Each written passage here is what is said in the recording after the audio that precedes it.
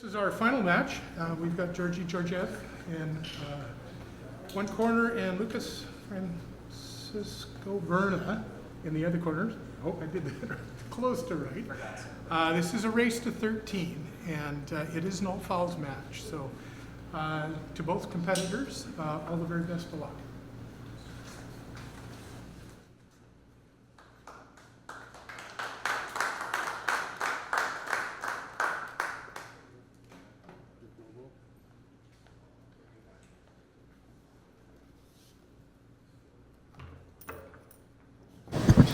All right, folks, welcome back. This is the finals of the Seattle Nineball Open. We have Georgi Georgiev versus Lukas Fracasso Verner. This will be a race to 13 in the final. And Lukas will take the lag here. Lance Bromland, our referee for this match. I'm Zach Ross, and I'm here with Shucheng Chao. What's up, everyone? And we've got Christian Youngers doing all the video production here on this end.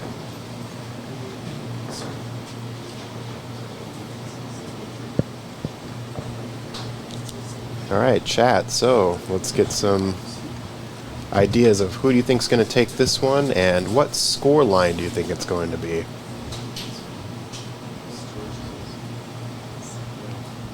Yep, it is a race to 13 here in the final.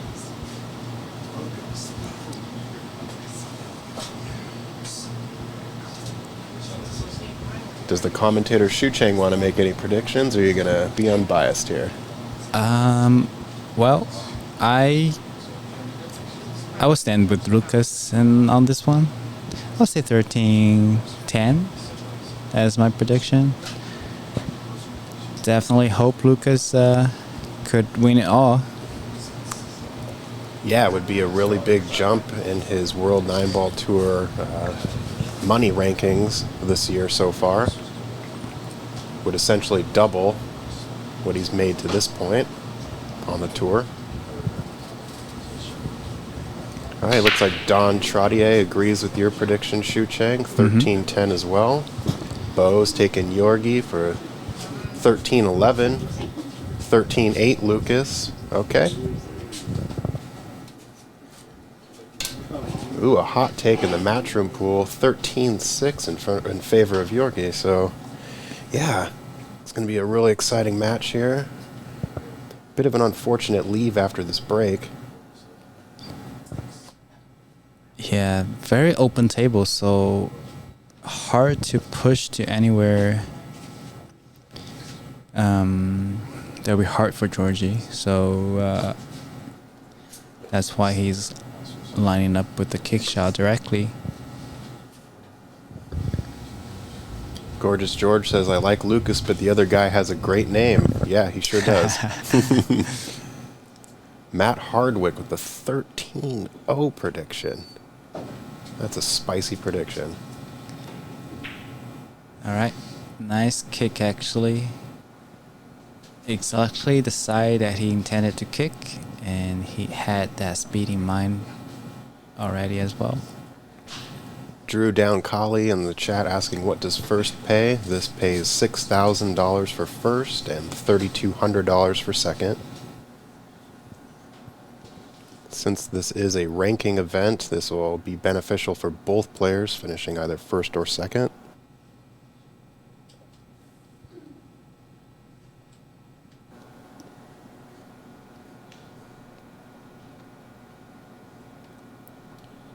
All right, so I think, yep, obviously going for the one rail kick here. Probably just wants to end up on the right side of the floor. This is a 9-foot Rasson table with Andy billiard cloth, Andy Premier cloth.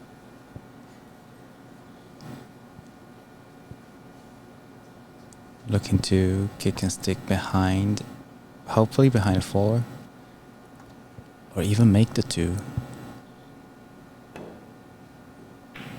Oh, wow. Didn't get enough spin on that one.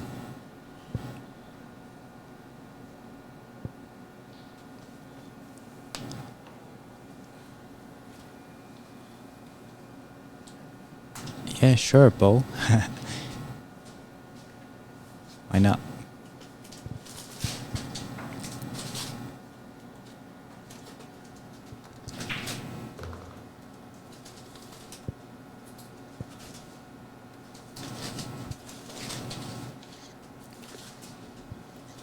All right, so Lucas can just roll this one up onto the rail here and back out towards the break spot dot. Yeah. So the 7 doesn't pass the 9. So most likely we'll Combo? go for no, because of the 6. Oh, where I just 6 meant is, the... yeah. Yeah, where the 6 is, I think a short side position is pretty easy. Although he is on the wrong side of the 5 here, so let's see if he chooses to get some angle. I mean, he can. Yeah, just roll Yeah. forward there. Yeah, and if he ended up with too much angle on the 6, he can always choose to come back to the center table for a 7-9 combo as well. So doesn't have to be stressed out here. See if you choose to hold it or you're just choosing to hold it. Okay, yeah, for a 7-9 combo. Yeah, after his triple combo in the previous match, I think this is one ball easier.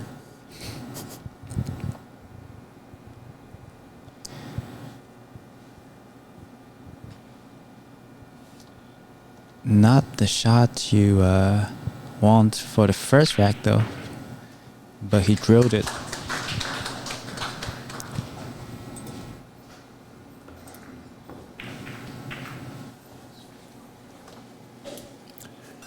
All right, shout out to our sponsor Q-Tech, major sponsor in this event. Matchroom Pool, this is a World 9-Ball Tour ranking event. This is the Seattle 9-Ball Open. Table Fitters Billiards Service provided all the installation for the Andy billiard cloth on our beautiful Rasson tables. We have 8 of those in this club. Sandro Menzel on site with the professional photography. Been doing pool events in the Northwest for over 20 years. And of course, Littman lights, the best lights for your pool table. The thing I really like about these lights is you can hardly even tell that they're on. There's really no glare if you happen to glance up at them. And that's ideal for your eyes since you need those to shoot pool.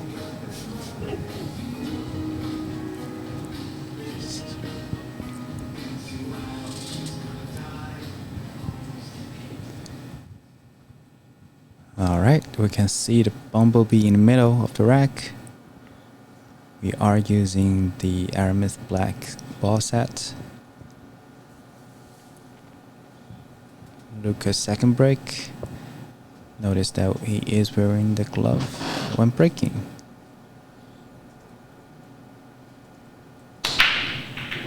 Nine ball in action. Bumblebee on the move. Yeah. Not sure if the 2 ball. Nope. He's blocked on the 2 again. Yeah, not as successful as compared to the last semifinal. Yeah, do you think he goes for a jump here or a push?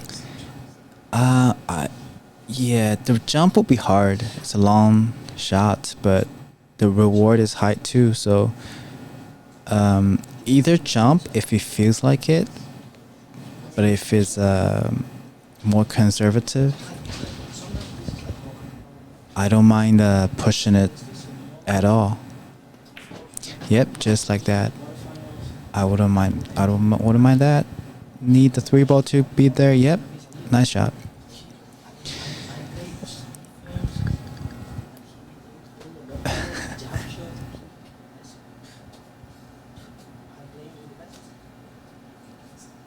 Yeah, the 3 ball just went to the spot that is blocking the back cut combo. No, sorry, back cut bank to the side.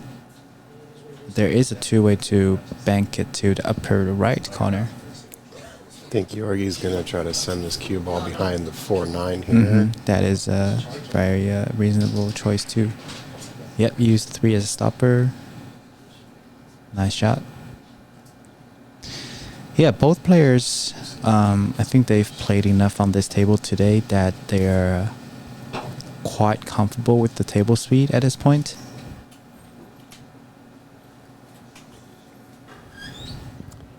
Yeah, I'm curious to see if he has a little bit of a window here. I think he's also trying to measure that up. Not quite. I think he's going to have to jump. Mm-hmm. Jump bank is a, yeah.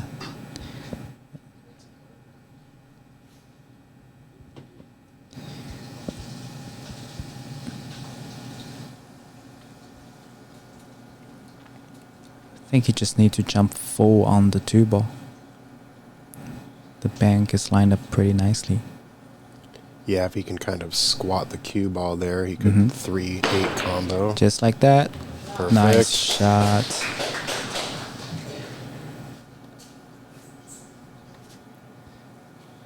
Even better position for that 3. You can just go down in that bottom left corner. But let's take a look at this jump again. Yeah. Yeah, when it lines up that straight, it's easier to aim because you just have to aim at the 100% of the object ball. All right, just draw back. This is a little straight on the 4, to be honest, but 6-8 combo is not a bad idea. You can shoot a longer shot with insurance because the 8 is just by the pocket. Oh, he's digging into it. Nice shot. Okay, stun run through.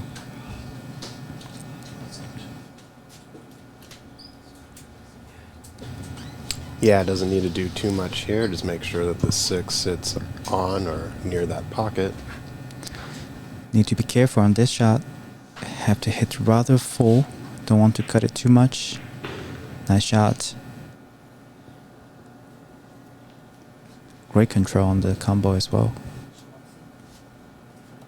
This is the final match. There is no double elimination. We've extended the race to 13 for this final.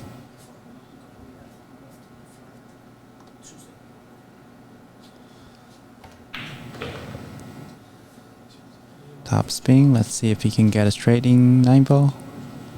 Not quite. Close enough.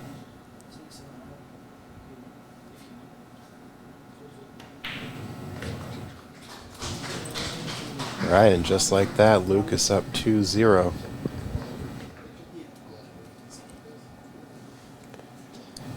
Can take a look at the crucial shot of this rack. Jump, bank. Nicely done.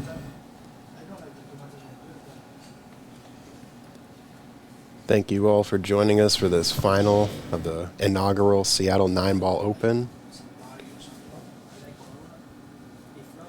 It's our pleasure to host such a distinguished event such as this.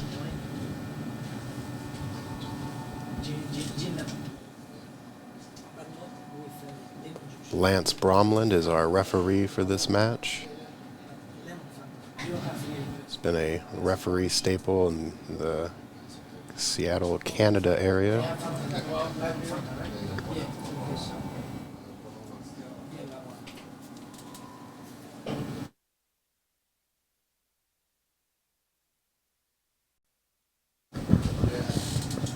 Lance is also a huge fan of snooker and runs some live streams there in BC, Canada.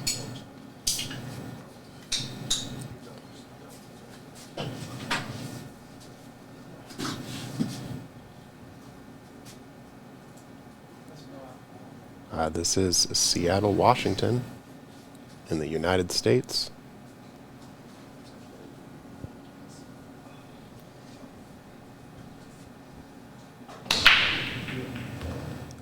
Nice break. 1 pulse down. Long shot on the 2-ball. Yeah, so 2-ball doesn't have to be on the back. It has to be on one of the 3 spots, which is back, left wing, or right wing, according to Matchroom rule.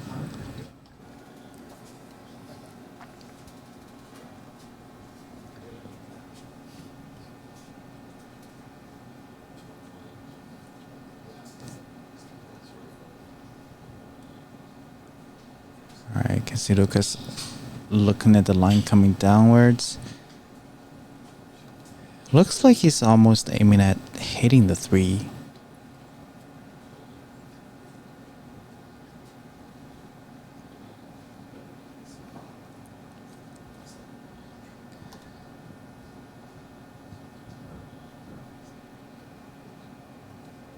He will need a very smooth stroke, top spin, and some left probably. Let's see. Ooh. Wow, overcut it.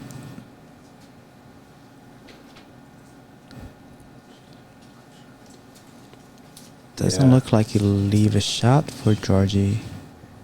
Yeah, not enough angle here. 4 is obscuring a little bit too much.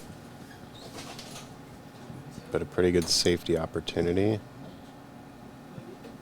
Do you think he just banks the two rails between that 3-8 and has the 2 maybe come up above the 7?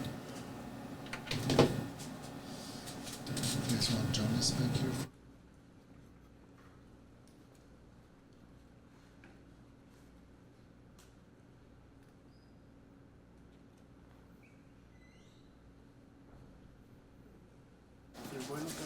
All right, ladies and gentlemen, we have a very, very special guest joining us now. All the way from Spain. How are you?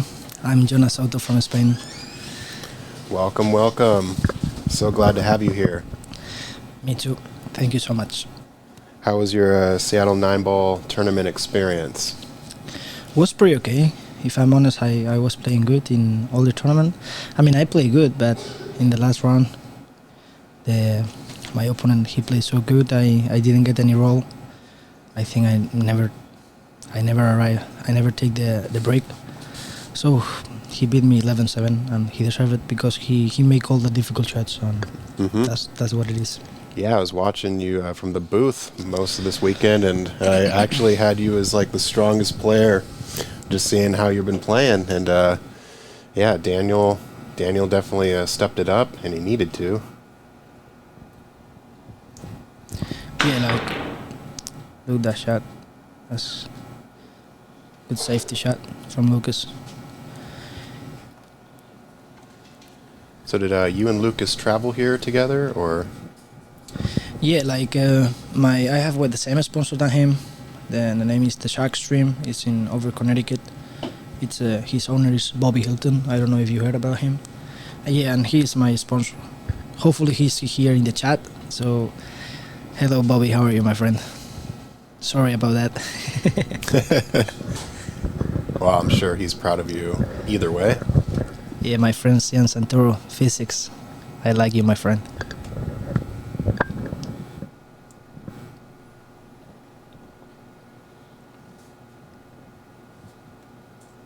All right, so what do you think about this cut? Do you think he's going to go in the top right here, or maybe the 5's blocking the pocket a little too much? Yeah, like this is a safety shot. He's gonna try to shoot thing and put the 2 ball behind the 6. Yeah, I mean this is a good shot. It's enough, but I think here Lucas has a really like easy kick shot, and let's see if he can put the cue ball behind the 6 or under the rail. I mean, right now for me, these 2 guys, they are playing so good. I know Georgi Georgiev. He's from Europe. I play with him. We are really good friends.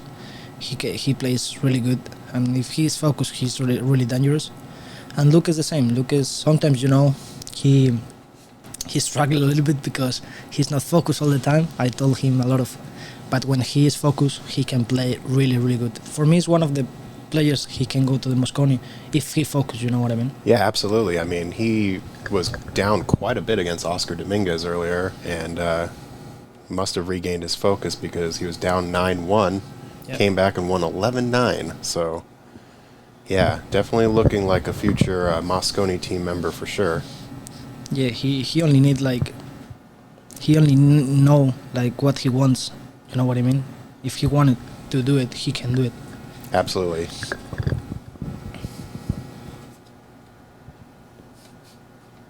Yeah, I have a Spanish accent, right, my friend? I'm not from New York. I'm not from.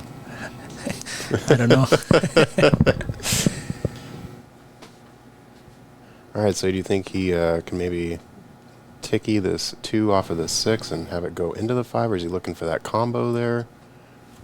Yeah, I mean, the defense is really tough. So I think he should to play attack ball. You know, when you have like 50% attack, 50% defensive, I prefer play attack because if I make the ball, I'm still in the table.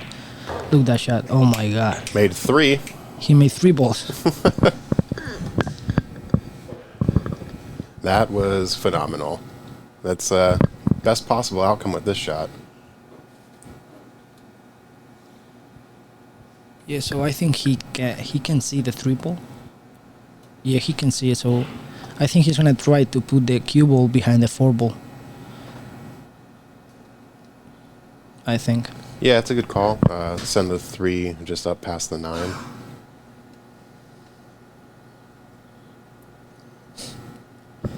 Maybe able to run into the 4 just a little bit on the bottom side.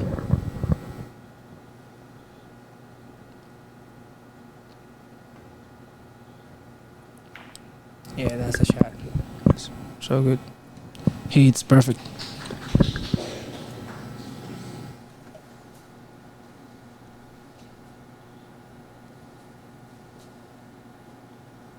I don't know if he has space here for jump.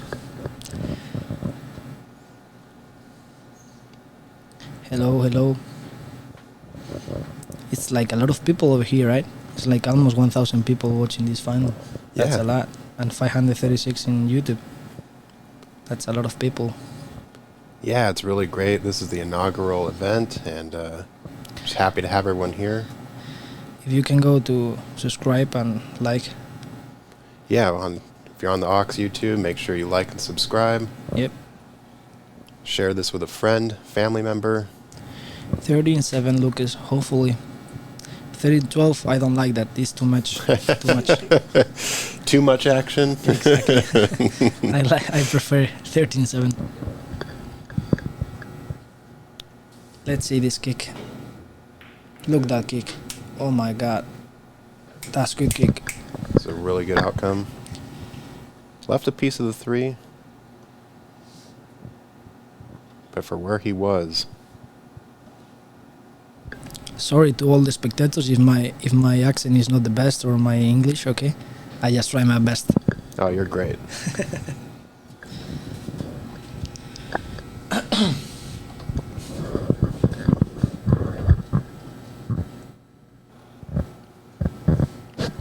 All right, so I think he has enough to go 3 in the top left.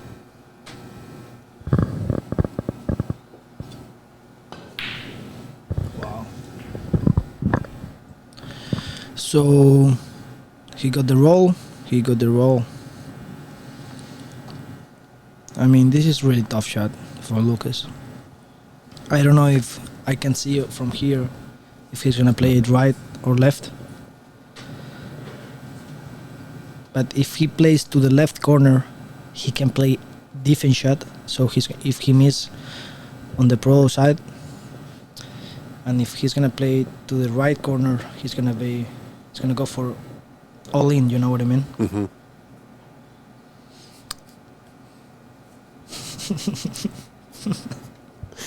I like the comments. Yeah, I mean, not so much. No, I'm kidding.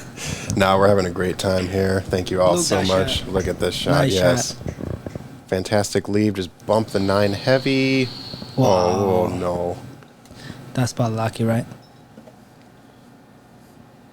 Yeah, that's bad luck. After coming out with a shot like that, no reward. Super unfortunate. Yep.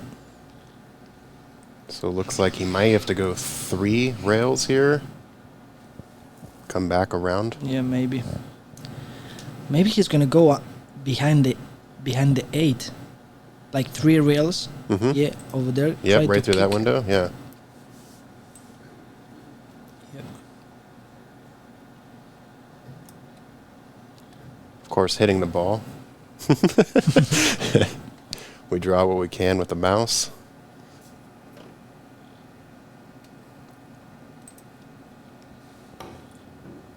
That looks good. Oh, Nah, but it's fault. no rail. No rail. Yeah. It's okay. It's gonna be a good final. Yeah. It's just the beginning of the game. Still very early on. Yep. All right, so after the Nineball Open, what's your next event? So my next event is gonna be in Pennsylvania. The Okay. Pro I Am Tour, I think is the name. Yeah. So, you know, it's a lot of tournaments. Almost like 1 week each. Okay. Yeah. So when you are playing all these tournaments, you can't like struggling a little bit because you're gonna play another tournament the next weekend. Sure, yeah. So- It's not going to linger. The loss isn't going to linger too long because you've already got it Yeah, prepared I don't know for if the the next one. 7 ball goes to the side pocket. Yeah. Oh my god. That's really big mistake. So this mistake probably I don't wanna Oh, Talk too say what soon. you want to say. You know, there's no commentator but curse for here. example here, Yeah. if Lucas take like a lot of confidence right now and he take a lot of advantage, Hmm. can be really favorite for this final. Yeah, I noticed a little bit of that when he was playing Oscar and even Daniel in this previous match. As soon as somebody made a mistake, he was really, out for blood, Yep. So good for him for capitalizing on that, bringing this match 3-0. Yeah, finally in this, when you arrive to this kind of rounds or these kind of tables of matches, you have to be like super focused all the time. You know what I mean? Yeah. Because a little detail like mistake can change everything. Can you know? start sort of stacking up, right? Exactly. Like that mistake leads to Yeah. this mistake, and Yeah. So maybe this now Lucas is 3-0 up, but imagine Lucas. Hopefully not, but he made a easy mistake or something. Maybe the roles they're gonna change really quick. You know what I mean? Mhm. It's like craps. You played Yep. craps? Yep. Okay, so I think it's the same. Yeah, so that's why all the pro they like the tight pockets. You know what I mean? Because finally, one guy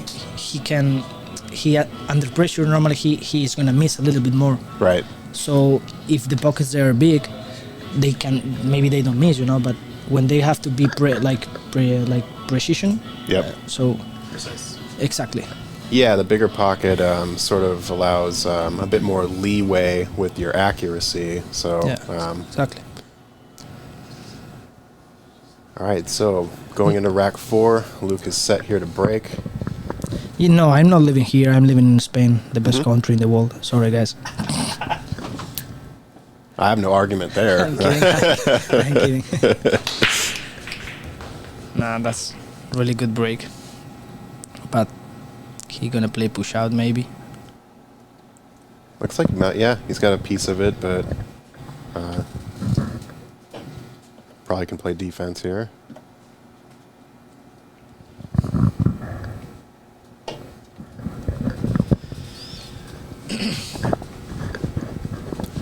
All right, Brian B. I do the Shark stream out of Yale Billiards quite a lot and covered Lukas and Jonas this week.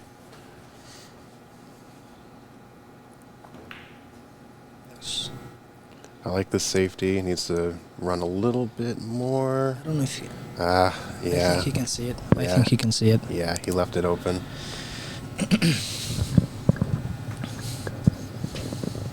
We had 64 players in this event.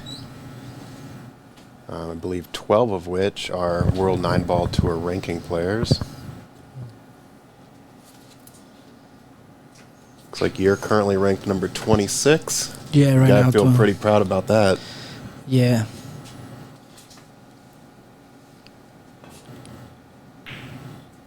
Nice shot. That was a nice shot. Yeah, when you are trying to arrive to the top, for example, 64, when you take it, it's okay. But once you get there, you're When looking you at get there- you're looking at the last 10, and then you're looking at the 5, and then the top 4. Exactly. Yeah, absolutely. There's always another step to take. Yeah, so for me, of course, be in the top 32 in the world, of course, is really good. But when you are there like for 1 year or 2 years, you want more, you know what I mean? Oh, sure, yeah. Always hungry for more.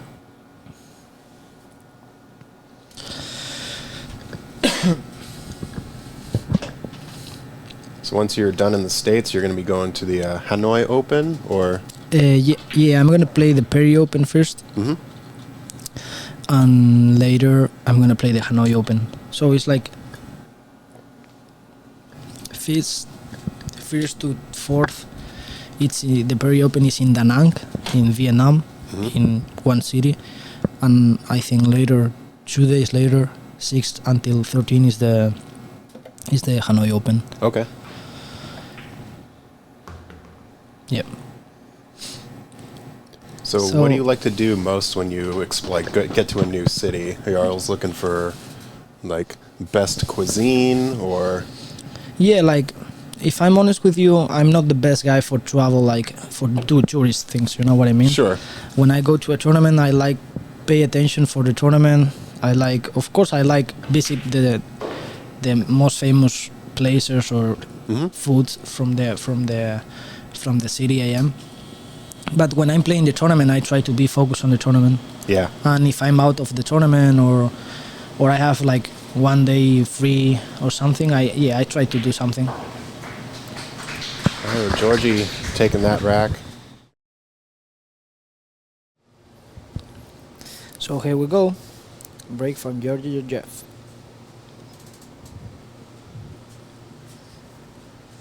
It's gonna be the first break for him.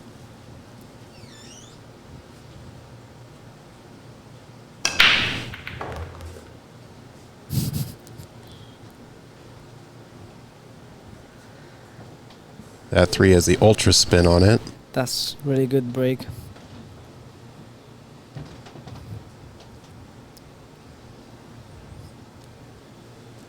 Oh no. So he's gonna play the 7 ball over here in the combo. No, that's a good shot. Yeah, I think it's okay that the 3 followed that in. Yeah, so this is gonna be the shot of the game. If he makes that ball, I think he should run the shot, the game.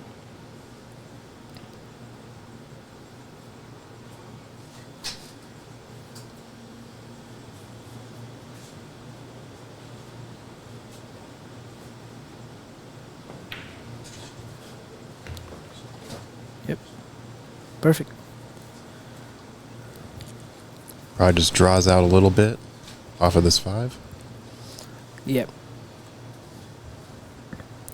You know, this is good. I like, for example, this format like winner break, because finally when you're down, you are 3-0 down. If you make like 2-3 packs, run back, so you can come back really easy. If the break is alternate, it's really tough because he has to make dry for comeback or something. Yeah, then you have to start winning racks on your opponent's break. Exactly. Right? So.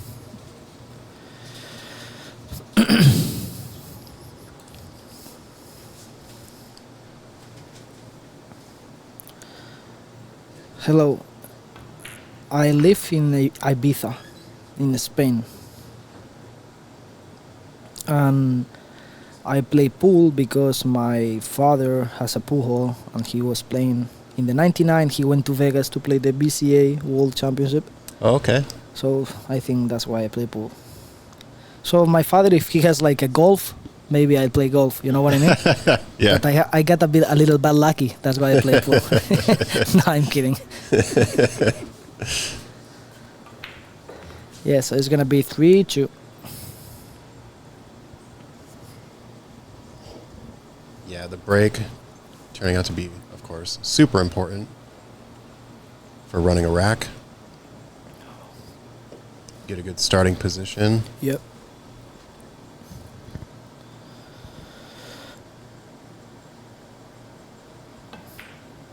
Yeah, so 3-2.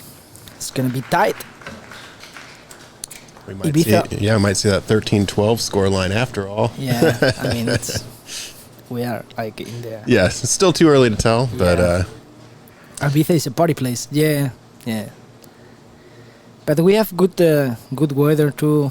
We have really good water, good beach, like really beautiful. It's not only party, you know, but the people, they like what they like. mm-hmm. All right, shout out to our major sponsor of this event, Q-Tech. Of course, Matchroom, being a World 9-Ball Tour ranking event. This is the inaugural Seattle 9-Ball Open. Table Fitters Billiards Service, providing all of the felt and cloth installation for the Rasson tables. This is Andy Billiard Premier Cloth on all of these Rassons. We have 8 in the building. Sandro Menzel on site with the professional photography. And of course, Littman Lights, the best pool lights in the business. Thank you all again for joining us. Yep. It's one race, right? Yep. It's one race. Yeah, this is a final race to 13. They did like last 64 draw until last 16, and after last 16 was single elimination, so it was last 16, quarterfinals, semifinals, and final. So let's see the roll here. I think he can see the 2 ball, right? Yeah, he can see it. Yes, Christian is at Ox. He's currently doing all of the camera switches, the zoom ins, zoom outs. So, yep, he's right here in the mix between me and Jonas. Jonas, I know Jonas. you Well, you said Jonas, I say Jonas. Back and forth. Yes, because I read one question like, Oh, I see. I'm curious to hear who is your GOAT in pool. So my GOAT is the big Efren Reyes, like everybody, I think, right? Great choice. Yeah, easy choice. I mean, he is the best. I mean, he was the best, you know, so... Have you pulled off the Z bank? Yeah. I mean, this shot was really impressive, Yeah. you know, like... Because the moment, Yeah. you know, was... Mm-hmm. Was against Earl, right? Earl Strickland. Yeah. I believe Earl Strickland was on the hill, Yeah, and Efren actually put himself in that Yeah. position. exactly. So recovering with a shot like that and then going on to win is legendary. Yeah, so I think this is gonna be 3-3. It's gonna be 3-3. So Georgi, he didn't lose his confidence, so...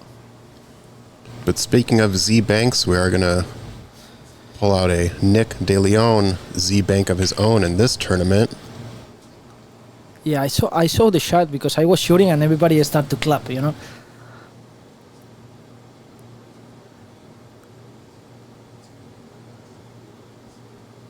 Wow, look that shot. Yeah. Wow. Nice shot.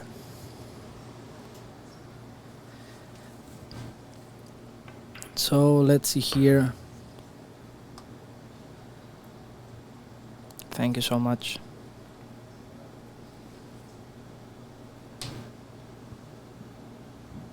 Joseph says, I was in the room in the Z Bank 1993 Sands Hotel. What a moment in memory that must have been. Wow. Yep.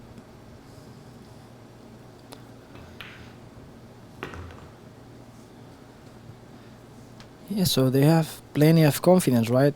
They are playing good. Georgiev looks confident. So Tricia Nielsen asked me if I play a lot with Francisco Sanchez-Reed. Yeah, he's my really good friend. We travel a lot together, and we don't practice too much because he lives close to Madrid. I live like 1 hour plane from Madrid. Yeah, but sometimes I'm go there to practice with him, with David Alcaide, with Alberto Delgado. Yeah.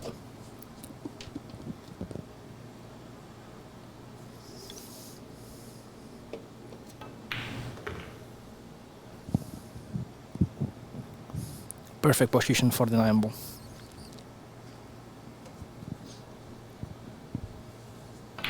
And just like that, he answers back. Got ourselves a 3-3 game. Yep.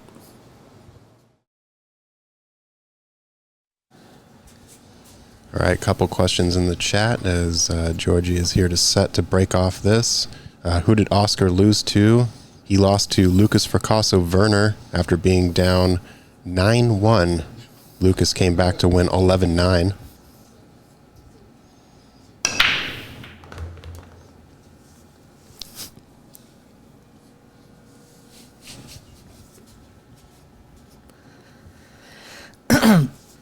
So this break was good. I don't know if he can make the 3-ball in the corner. Let's see. He could, I guess, also opt to bank the 3 sort of towards the 4-7 and then maybe draw the cue ball back a little bit. Or is that too much? Yeah, I think here he should play defense, right? Yeah. I don't know how, but I think like he's gonna I don't know if one rail or he's gonna play draw shot in the 3-ball and the 3-ball behind the 9 or something like that. Yeah, I was thinking maybe just sending that 3 up behind the 4-7 and then maybe drawing this cue ball back Yep. behind the 8.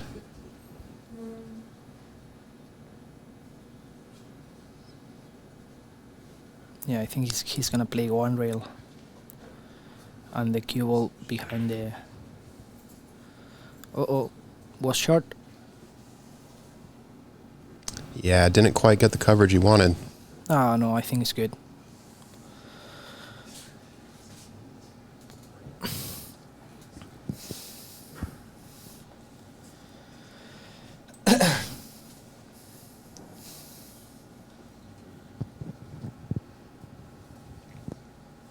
So I guess Lukas probably wants to send the 3 to where he was pointing on the rail there.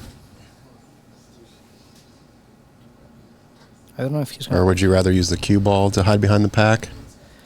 No, I think the 3-ball behind the pack Mm-hmm. and the. That's a good shot. Yeah, leaked out a little bit. Yeah, exactly. I think he can. Maybe he can bank. He can bank it.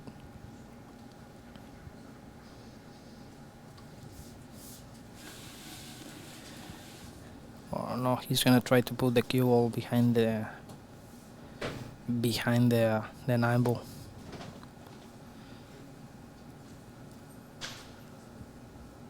Or maybe he's gonna play the bank and try to put the cue ball with the 9-ball. Stop the cue ball with the 9-ball.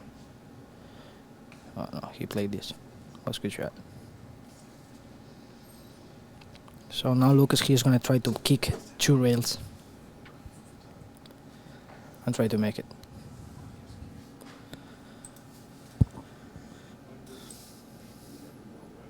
Yeah, exactly. I mean, was not too straight, but it's okay. Physics, if it worked like that, that would be Yeah. amazing. But Yeah. unfortunately, they don't.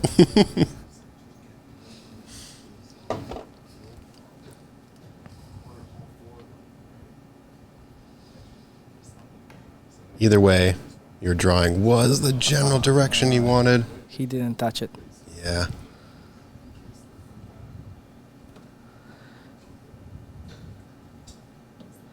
He didn't touch the ball.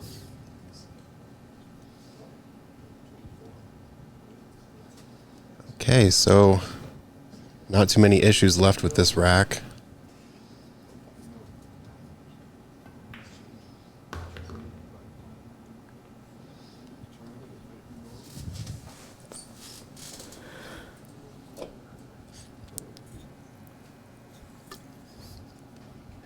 Four in the top right corner, 5 in the right side here.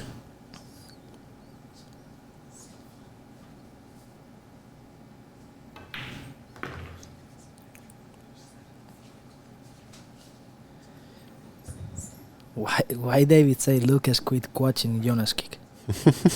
It's because I don't kick good? What the hell? Oh my god. How much confidence over here. You're going to go home and find all the videos of you kicking phenomenally and be like, what were you saying? Yeah. It's what it is. Yeah. Alright, so Georgi, he has the advantage here.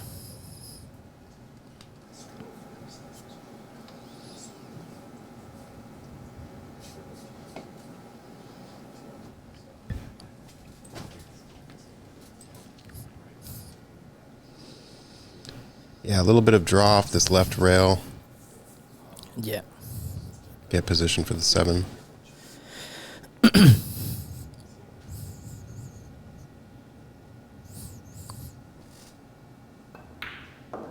Perfect.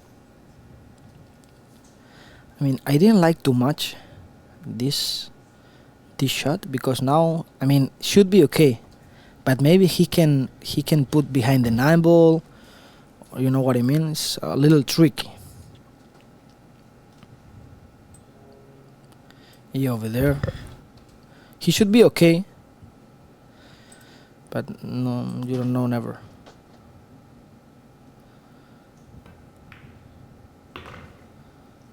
It's perfect.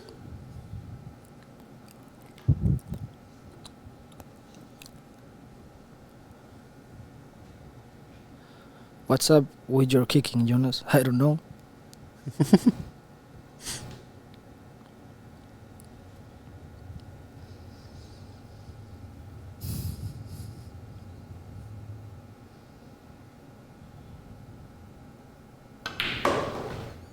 That's a good shot. Yeah, good stun out to the rail. He's playing so confident. So he's like the breaking. So when you have the break and you have the rolls in the break, is your confidence is totally different. You know what I mean? It's go up so fast. So that's the difference. Yeah, when you've got the opening shot, you know, you're not having to Exactly worry about kicking or, you know, pushing out. Yeah, definitely. So we arrived to 1,000 spectators in Facebook. That's really good. Thank you all for sharing this. Having a really exciting time here at the Seattle 9-Ball Open.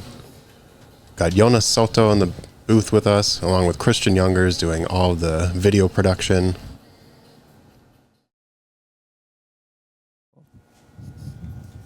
Here we go, 4-3 for Georgi. It's a lot of confidence on him because he was 3-0 down and now he's 4-3 up. Yeah, momentum swings are so big in this game. Look this roll, let's see. Alright, so Luke is gonna shoot here, I think. Hey Jonas, hey Rob Specht.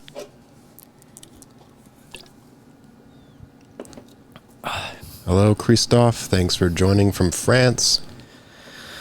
Various viewers all over the world. So glad you're tuned in to this exciting match. This is the final of the Seattle 9-Ball Open.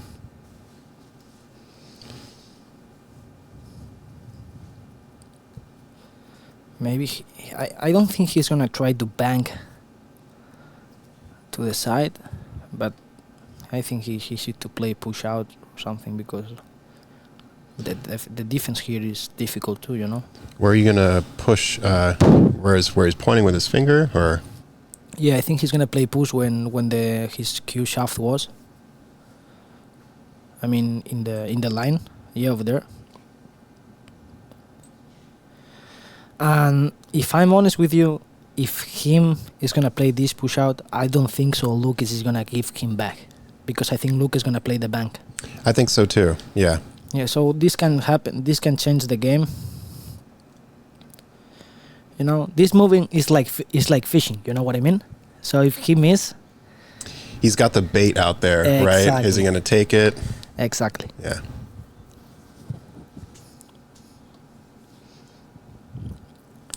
Yeah, if it were me and if it were you, I think I would go for it. Yeah, of course I'm sponsored by McDermott. I only have I signed up last November. So yes. Okay, so coming up on a year. Yep. I also shoot with a McDermott cue. Really? Mm-hmm. Nice. Yeah. Which one? I think it's the G250. That's good. Yeah. The new ones? No, this one's fairly old. I've had it for about a decade. So, okay. Yeah. Yeah, nice.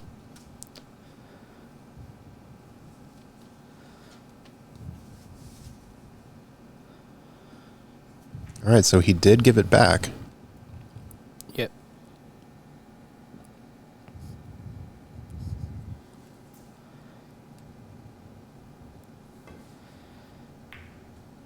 Uh-oh. That's pretty good shot. That's pretty good shot. Yeah, it was he definitely fell in between, but it was a good two-way shot. He still had a look on the 3 if it was to go down.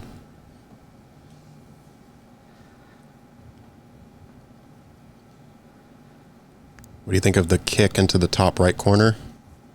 Yeah, but the cue ball is dangerous, you know. Mm-hmm. He can scratch in the side. He can scratch in the top corner pocket. Jonas' cues are pretty, especially his jump cue. What that means?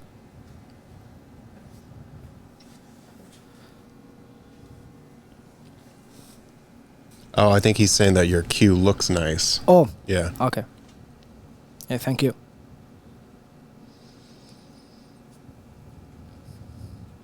So if I'm honest, I don't know what shoot here. I think close my eyes and shoot harder, you know what I mean? I feel that. Whatever, I'm professional, but when I feel that, I have to do it, you know? Sometimes you have to do it. I'm not kidding. A bit of a hit and hope, right? Yeah. Yeah. Because if you don't know what to do and it's really different.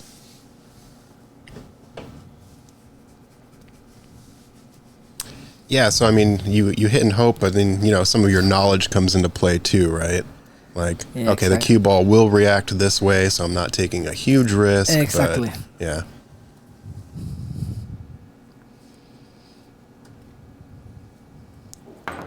Do you see? Oh, look at that let's shot. go. What a shot.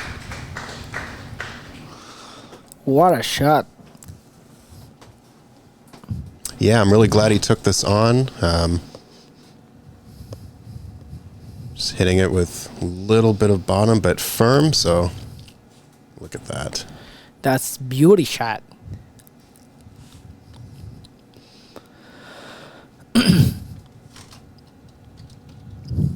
Yes, Lucas is also sponsored by McDermott. Is that right? Yep. Yeah, exactly. Yeah. Oh my God, Kim is Oh, that no. goal. So this is not good for Lucas. He lost, his chance to go tight. So let's see if Georgiev take that opportunity to take 2 games advantage.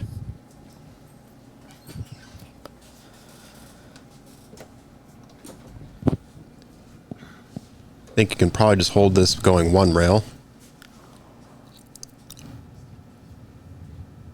Would you prefer back and forth on this or just kind of holding it? Holding. Yeah.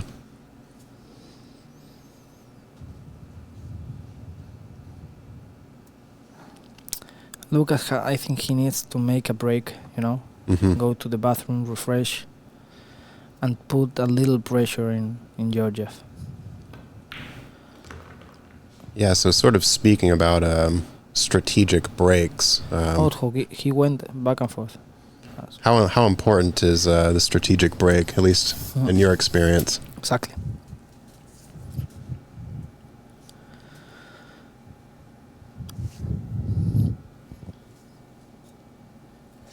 Question in the chat. Jonas, what's your preferred weight for your shooter cue and break cue? So maybe 19 ounces. Okay. For 19. for both or? I mean, for break you, I don't know like exactly. You know, I like light Mm. break, but in the queue maybe like 19, 18, 7, something like that. Do you like a lighter break cue so you can kind of like whip, like when you break? Is it easier for you to just kind of control it? Yeah, exactly. It's more power when it's lighter. Spanish Mafia. It's my friend from Bulgaria. He lives here in USA.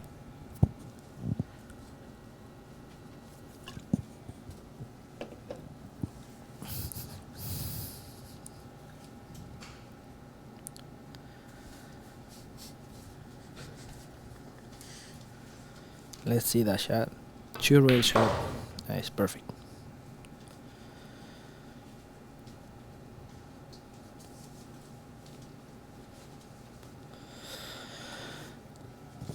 Yeah, same thing here. Going to roll up 2 rails to get position for the 6. Yep. Maybe here he is a little uncomfortable, but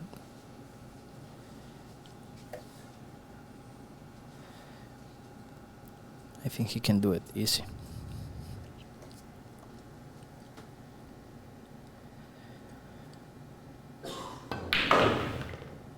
Okay, opted for the 1 rail.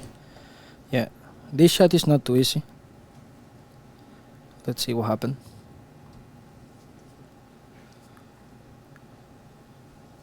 Seems like he can follow. He is trying to kind of look at that path between the 7-9 to get on the other side there. Yeah, but this is dangerous because You're heading towards that corner pocket. exactly. Yeah. And when you play in this kind of shots, if you are playing like to pay attention to the cue ball, maybe you miss the ball. You know what I mean? Mm-hmm. Oh, yeah. I think we've all experienced that. We were sort of focused on the position rather than the pocket of the ball. Yep. Yeah, see, a little bit of a rattle there, Perfect. but ends up pretty perfect. Nice shot.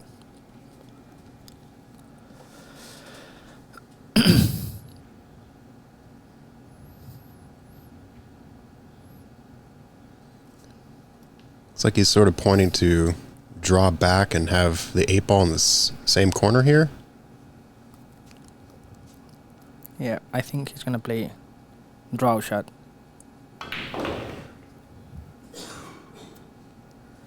Yeah, for the side. Georgie is playing confidence.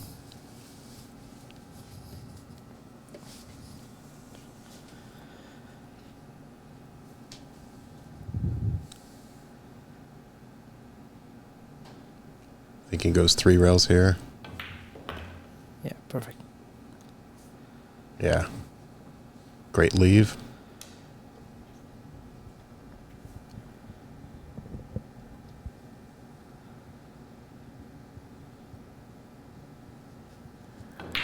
And just like that, after being down 3-0, is now up 5-3 over Lukas. We're going to go ahead and take a short break here, and we'll be right back.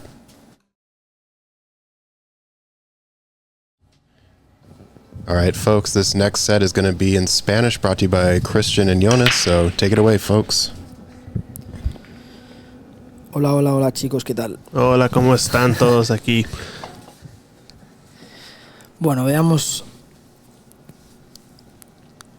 A ver, a mí me vas a tener que enseñar unas cosas porque yo casi no sé el lenguaje de español en el mundo de billar, pues. Sí. Entonces, me dijiste una cosa, saca la banda, no sé qué cosa. ¿Cómo dices cosas comunes, pues? ¿A qué te refieres? ¿Cómo se A llama? un bank shot, por ejemplo. ¿Cómo se llama el bank shot? Tiro a banda. Tiro a banda. Ah, ok, muy bien. Tiro a banda. Exacto. Y el English. Efecto. Efecto. Ah, ok, está bien. Sí, sí, sí. Bueno, pues aquí tenemos ¿Qué te gusta? un tiro bastante complicado. Ujú. La defensa está bastante complicada, el tiro al ataque también. Así que no sé la verdad. Yo diría que o tira un push o juega una defensa. Pero la defensa aquí no la... La defensa no hay nada, pues no te puedes poner. Con la verde, pues no. Pero no hay nada. es un poco complicado. Y la... A ver, a lo mejor se juega el 2. El 2 de... puede ser que se juegue el 2 de fina. Arriba. Ajá. Y luego se pone 2. Ya está. Y si la mete, casi seguro que termina. ¿Y la morada sí pasa o no? Sí. Sí, sí. Ok. Es Sale, decir, que pues. si mete esta bola y coloca para el 3. Eso es lo que fue que intentó, pues. Pero no la metió. No. We only gonna do one rack in Spanish. Don't worry, guys. A lot of tension in the chat there. Everyone's freaking out all of a sudden. Yeah, this is Christian Youngers and subtitles, Jonas. subtitles. Entonces. What Cristiano, you guess. is going on? Only one rack in Spanish, okay, guys? Don't worry about that. Listen, that's good. You are not paying any dollar for Spanish lesson. You know what I mean? Yeah. Para aprender. Exactly. Entonces. Sí, entonces la morada no es problema, pero la rosa, el 4. No, el 4 entra al medio fácil. Al medio, ok. Lo más complicado ahora es la colocación de la 2 a la 3. Ándale, ok. Ustedes no usan ándale, ¿eh? Ese es el mexicano ese. Pues lo puedo usar. Ok. Está bien. Ándele. Ándale, pues. El mexicano es un acento bonito, me gusta. Sí, muy bien. ¿Cómo se dice to rack en español? ¿Cómo se dice?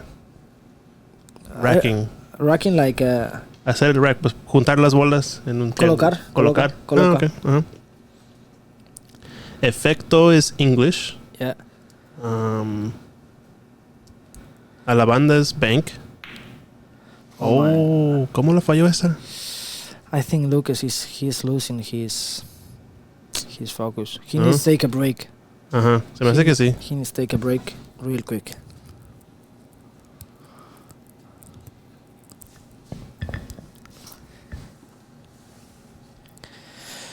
Pues veamos si aquí Georgi coge la oportunidad de coger una gran ventaja de 3 partidas. ¿Crees que se puede quedar aquí en la misma? Ándale, está bien. Nada, sí. Spanglish. No le ha afectado nada casi el Georgie. No, la verdad que está muy confiado y si la gente te falla, pues tu confianza aumenta, ¿me entiendes? ¿Tú cómo juegas cuando o sea, todos los que están en el cuarto están con el otro, pues, que están cheering para el otro? No, están casi todos con Lucas. Lucas es de Estados Unidos. Sí, pero tú cuando tienes el oponente que estás jugando, que todos están en contra de ti, pues. Pues al fin y al cabo no te afecta nada. A ver, siempre afecta un poco porque siempre te gusta tener el cariño de la afición y de los espectadores. Pero bueno, al fin y al cabo, en la mesa de billar juegas tú solo. Sí, anda. Juegas tú solo, así que nadie puede... Así siempre debe ser, ¿verdad? Exacto.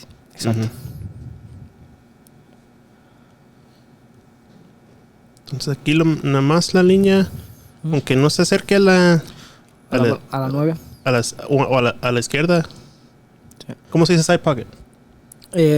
Agujero del medio. Del medio, ok. El medio.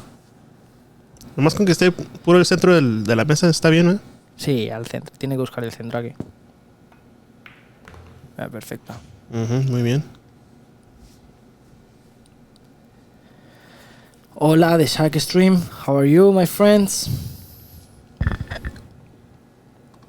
Pero bueno, depende lo de las palabras en español y en inglés y en tal, porque al fin y al cabo hay muchos dialectos en español. Sí, claro. Está el mexicano, colombiano, venezolano.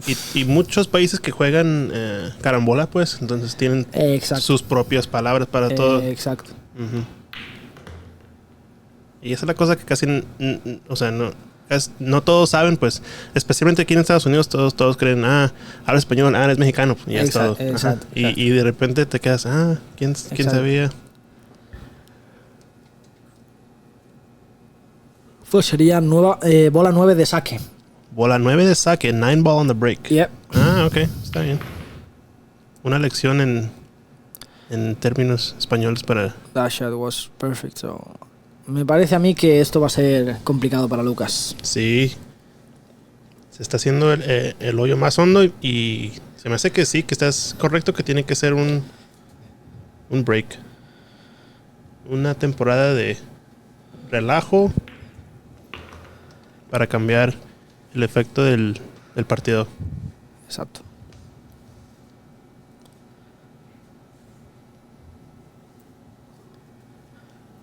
Bueno, me alegro de haber hecho esta partida en español. Claro.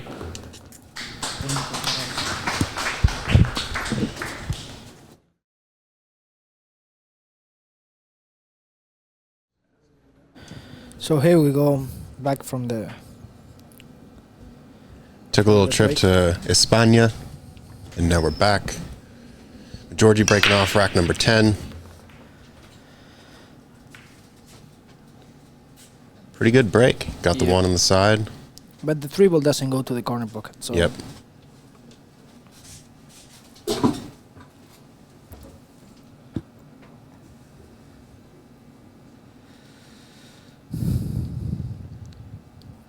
trying to figure out the window and position for this 3.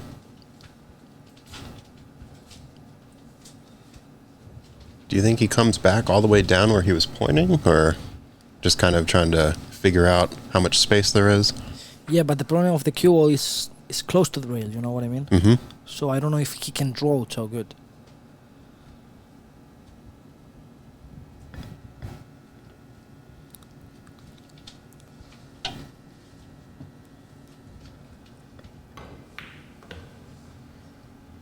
Wow. Looks like he got to Wow. exactly where he pointed. Yeah. That's a good shot.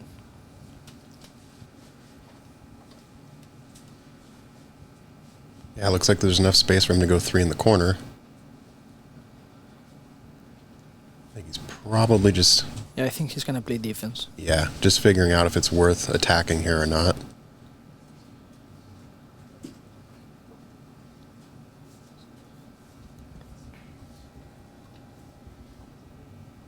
Yeah, because I don't think the 3 ball is going to the pocket, right? To the corner.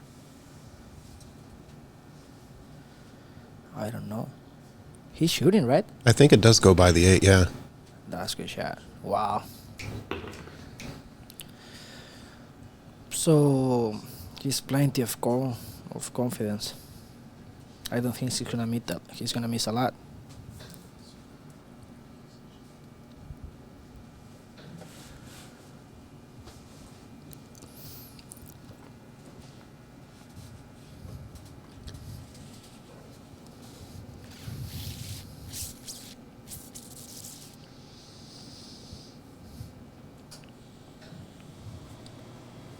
I think he's just going to draw back here to avoid running into the 9. So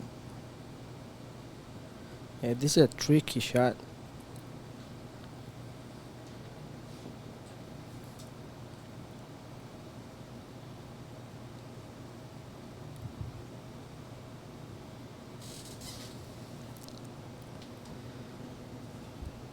Do you think he comes back just sort of right where he is now, above the 6? Perfect shot. Perfect shot.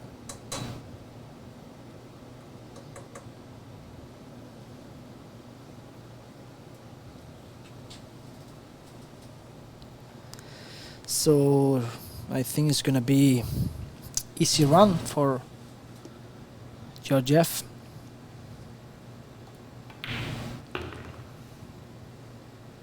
Uh-oh, look at that. Yeah. Overran the 7 a bit here. Yeah, it's tough.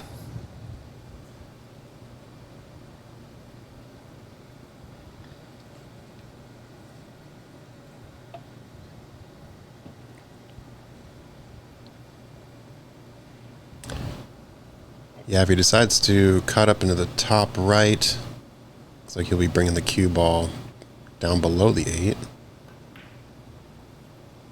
It's perfect shot. Yeah, good execution.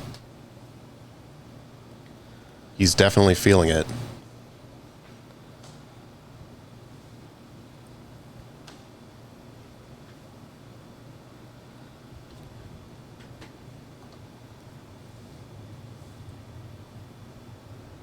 All right, just a stop shot here from Georgie.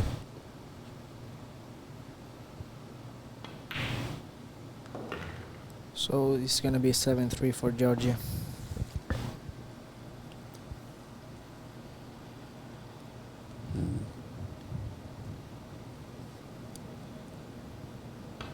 And just like that, he's adding another break and run to this match. Yep. All right, we're going to go ahead and play a short video here. My name is Zach Ross. I am going to be switching out here in just a moment. I'm going to be bringing you a couple new commentators. Thank you again, Jonas, for joining us here in the booth. Of course. It was a really great time. And continue watching this final here in Seattle. See y'all again.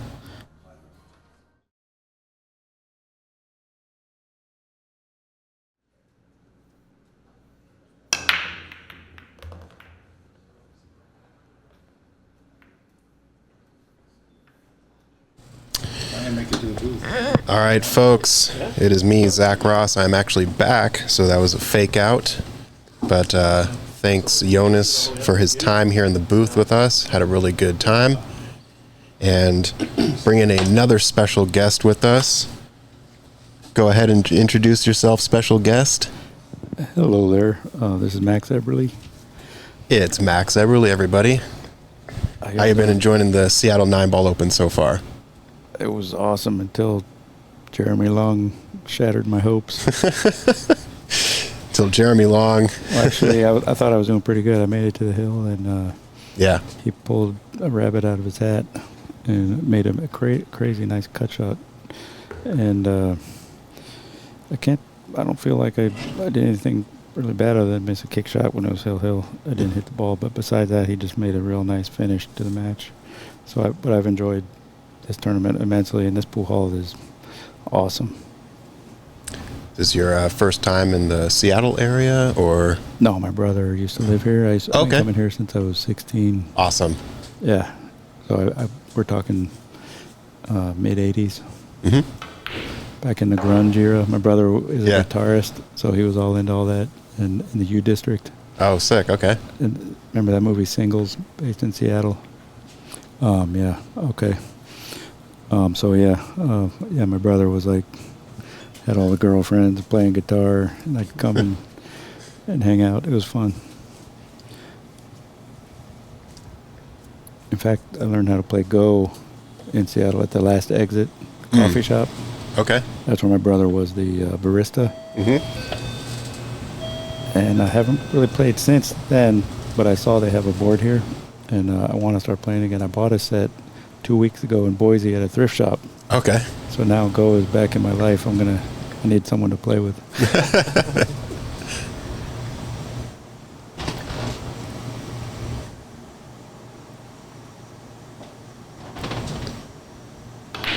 Now this kid is, wow.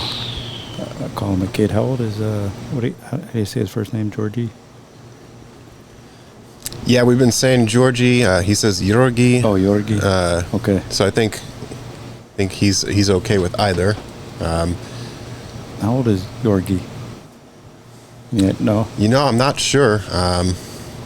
Yeah, not sure how old he is, but Lucas here is about 22 or 23. I'll tell you what, Lucas is one great shot maker, and I'd like to see him get another rack under his belt here, because for one, he can't be giving away games, and it's the finals. I'm rooting for Lucas here. Both guys seem like good guys. I mean, I don't know the other guy, but Lucas being the American and a friend of mine, I'm rooting for him. I want to see him play well at the very least. Yeah, and he really hasn't had too many opportunities in these last 3 or 4 racks. So now that he's back at the table, he definitely needs to get to work. And it seems like he's doing it pretty quickly. This will be good for his confidence here. Good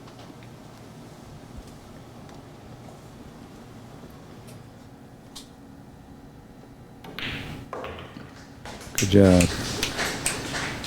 All right, after being up 3-0, it's now 7-4. Quick shout out to our sponsors, Q-Tech, the major sponsor of this event. This is a Matchroom World 9-Ball Tour ranking event and the inaugural Seattle 9-Ball Open.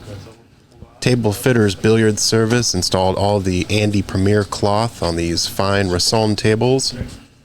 Sandro Menzel providing all the professional photography for this event and currently on site. And of course, Littman Lights, the best lights in the business for your pool table.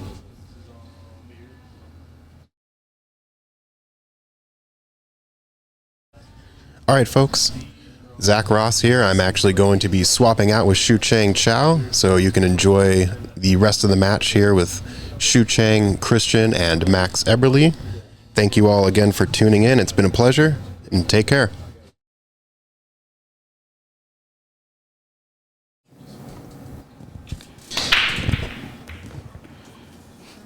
Seven for Georgi Georgiev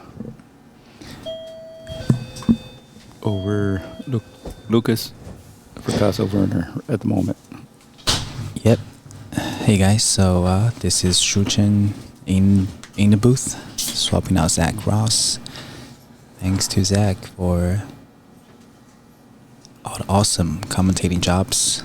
And joining me is Max Eberle and Christian Youngers, working on all the camera angles. Beautiful production, by the way. Thanks. All right, Max. That was like George was on a row of getting 7 or even 8 racks, like about to get at the 8th rack, and that scratch, unfortunate scratch, but also mistake. Well, yeah, and there were a couple of mistakes in there by Lukas. A couple missed balls. One was kind of a tough cut on the 3. The other one was a surprise 4-ball earlier. Yeah. And but meanwhile, yeah, Georgi's been playing pretty solid though. He's impressing me as a player, and I think we're in for a really good match here. Mm-hmm. Exactly. Yeah. Race 2-13, 1-set finals. I love this top view. I mean, this is one thing that got me into professional pool, is seeing this angle. It's just so beautiful. It fits into the TV screen perfectly as well.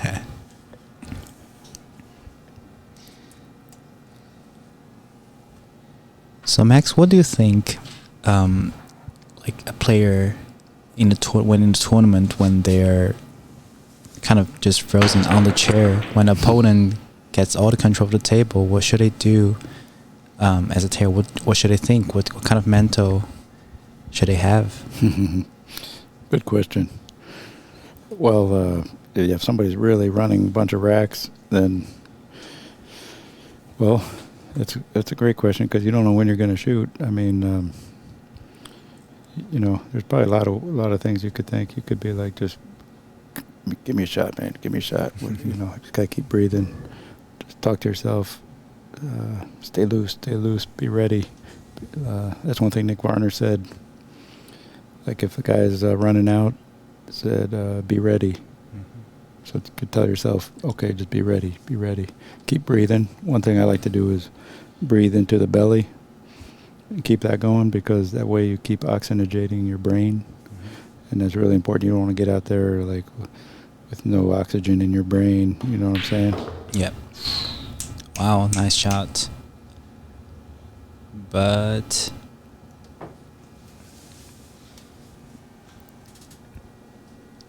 and that's another one reason. I mean, I'm also a fan of alternate break playing 9-ball, just because it's more of a contest. It's a better contest. I mean, you know, like, what sport does the scoring team retain possession? well, I think badminton, volleyball. I can think of it, but That's good. No, it's a good answer, because no one's ever said that. It's a great answer. I didn't even know that, actually. yeah, I think as long as, however, I have to point out, like, for badminton or volleyball, they're like, for each rack, not rack, sorry, for each little set, it's points raised to 21 or 25, which is quite a lot. Compared to if pool raised to 7, sometimes, yeah, it's a different kind of feeling. Right. If you just string 3-4 points in the other sports I mentioned, it doesn't feel like it's that many. But in pool, if you're 4-0, just get a jump lead ahead in a race to 7, it, like, mentally it's just different. Even though you know you will get a chance and you could do the same thing to the opponent, you feel like, oh, I'm that much behind already. Yeah. Yeah. So back to this one. I think Lukas just missed a safety position and left Georgie with a look. Not sure if he was really going for that. Yeah, I don't think so. Speed, right? Always leaving it. Looks like you might have left a window. Yeah, in between the 7 and 8. Yeah, to make this 3-ball, this could be a big opportunity here. if he can make it, because right now he's trying to fight back into contention, trying to level it up, right? So every little window he can take to get back in the match is real important. If Georgi gives him the opportunity, it's important that he take advantage of it, put the pressure on him. Mm-hmm.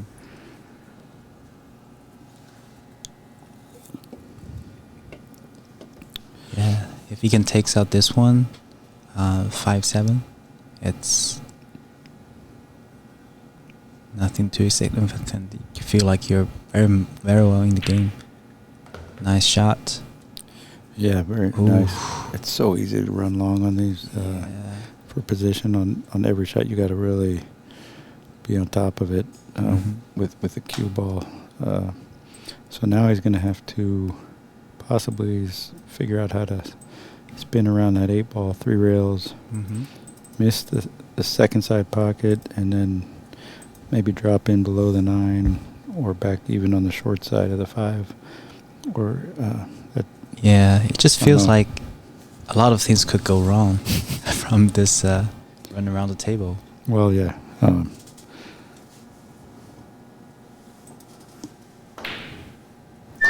Whew, wow. Well, that was beautiful because beautiful, yeah. He's a known very good banker in the pool world, and nice to see him, having faith in his banking ability, and it made the position a lot easier. So I was just got to keep it together, make sure he gets good on this 7, and try to get on the correct side of the 8 ball. Yeah, I know he performed pretty well in the Derby City earlier this year. Not sure if not sure about exact rankings for. You're talking about Banks? Yeah, Banks. I know he finished pretty well in the 1 pocket division, I think. All right. Out on the 9 ball. It's 5-7. Lukas back in the game. Is that you just need a certain amount of distance from the table, as long as you're at least about 5 to 6 feet away from the bed of the table. Then GoPro does have enough distance for it to correct that linear mode, correct that sort of fisheye effect. If you guys want to learn more about the technical setup here, you can always reach out to me, Christian@oxbilliards.com email, and we'll set you up. No problem. For $399, you get a 20-minute consultation session. Right. No, I'm just kidding. That's exactly right. Yeah, no. And no, you no too joke. can be a live streamer for pool. You do. All right. Can everybody hear me? I'm real quiet because there's no glass over the front window here, so I'm always worried about sharking the players. Is this okay right here? Oh, there we go. Nice. All right, important cut shot here. And position.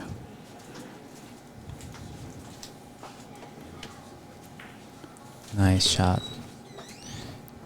Yeah. Good control on the cue ball as well. Yeah.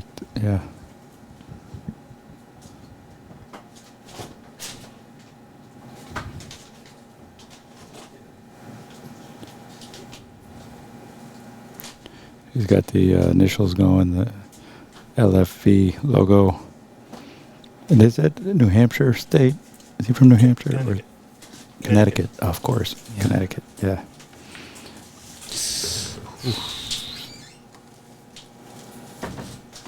Cheated to the thicker side, but Call it putting it in the side door. yeah.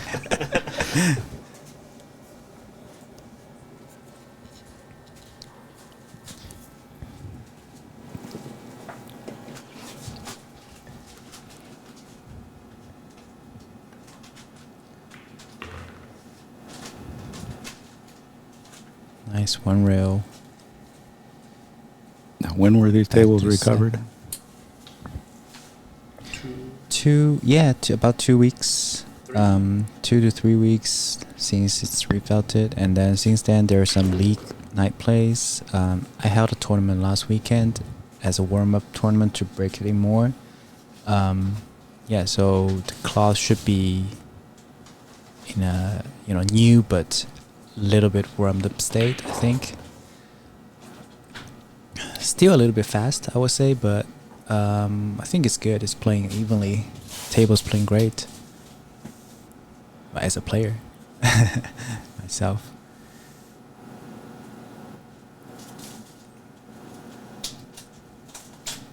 Yeah, I really enjoyed the tables. I did make one little complaint. I wanted to see him a little more level, because that way you can do a little more slow rolling and be a little more confident in it, like Chinese 8-ball tables. That's one thing is like you look at the best guy, who I think is the best in the world, Gareth Potts. If you watch him play, you wouldn't believe it, because he's slow rolling like 80-90% of the shots, like slow rolling, and the balls just stay on line so true. Part of it is engineering, I think, on those Chinese 8-ball, but they do have the mechanics at the tournaments are constantly making sure that they're leveled up. But I like to see that in general in the pool world is in all these pro tournaments even is the mechanics out there leveling up constantly, Yeah. Yeah, that's right. I can definitely second that, because I watched a lot of Chinese 8-ball too, and yeah, thanks guys. The 7-6, yep. Yeah, and we do have one Chinese 8-ball table here at Ox. If you guys are around and interested in trying it out, feel free to. The table surface size is also a 9-foot table, but instead of most American pool tables that has 4 legs, it has 6 legs. And I think that is majorly because of they use thicker slate and a lot of the metal pieces inside there, so it needs more support. Right. Yeah. So yeah, but I do agree. If we could have like a mechanic on the scene, just tuning tables probably twice a day for every match day. Wow, that'd be nice. Yeah, I mean, these guys are they're still hitting them soft here and there, so I'm just being a little nitpicky. They're still playing great, don't get me wrong. I just want to see them get even more and more level in general on the pro tours. But these guys look like they have confidence in the table. They're hitting them smooth and soft. So anyway, that's interesting though. That's a good point you brought up about the 6 legs on the Chinese tables. All right, what's going on here? We got he made a ball in the break. Yep. 2 balls. 3, maybe if he chooses to be super aggressive, kick 2-0 into the 2, and maybe a 3, even 3-9. Yeah, one thing about a great break is that if you don't have a look, it's harder to do a push out, I think, because they're just okay. He's pushing the 9-ball away. Believing Georgie with a cut on 2, I think. Yeah, looks like he did leave a cut, didn't he? Looks like it. Yeah, he might need an extension.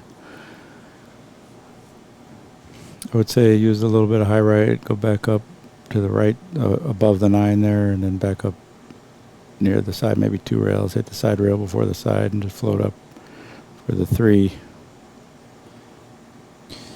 Just kind of up and down, right? Up and back to the middle. Yeah.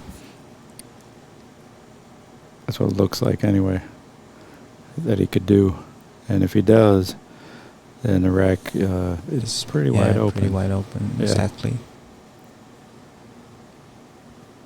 Love those logos, by the way, the 9-ball, the Seattle 9-ball Open, and the Ox Billiards logo, the way that you got them up there.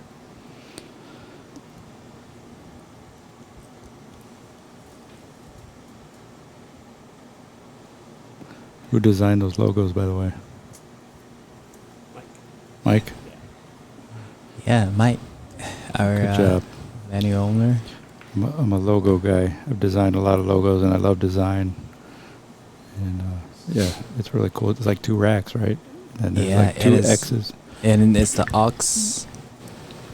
Yeah, a little background on the logos. 2 racks, like you said, kind of joining together, and it's kind of the idea of joining the snooker world and the pool world together as one. No way. And obviously, they all share the cue ball, right? And the cue ball's in the middle of the rack because they all share the same thing. And then sneakily in there, you get to see that 9-ball triangle just I didn't hanging notice out. that till The now. diamond, Actually, yeah, it feels yeah. And so stupid. that's where the Seattle 9-ball logo comes from. Is that 9-ball triangle in the middle of the 2 racks? It's so awesome. That's cool, right? Yeah. Just a little bit of background here. All right, so Georgi did cut the 2-ball, and instead of going up and down, he ran into the 5-ball as a stopper. Right. Yeah. You didn't listen to me. Let's see if it pays off. Or not. No, I think he's sitting pretty here. Mm-hmm. Just get on the left side of the 7 so you can float over 1 rail with right hand low right for the 8. Could even draw it without even hitting rail, but the rail makes it like a piece of cake. Mm-hmm. No reason to just draw it if you have the right angle. So for like balls like 8 and 9, the layout like this, Yeah. would you generally try to be straighter on the 8, or you intentionally want to leave some angle? Yeah, I'd leave a little angle, just be above it. And then, of course, if you come too far like this, then you can go forward. And now he's It's a little bit too far. too far. Yeah. And he's going to have to go around the table unless he wants to Yeah. just slow roll it in and take the cut Take a on the cut. 9.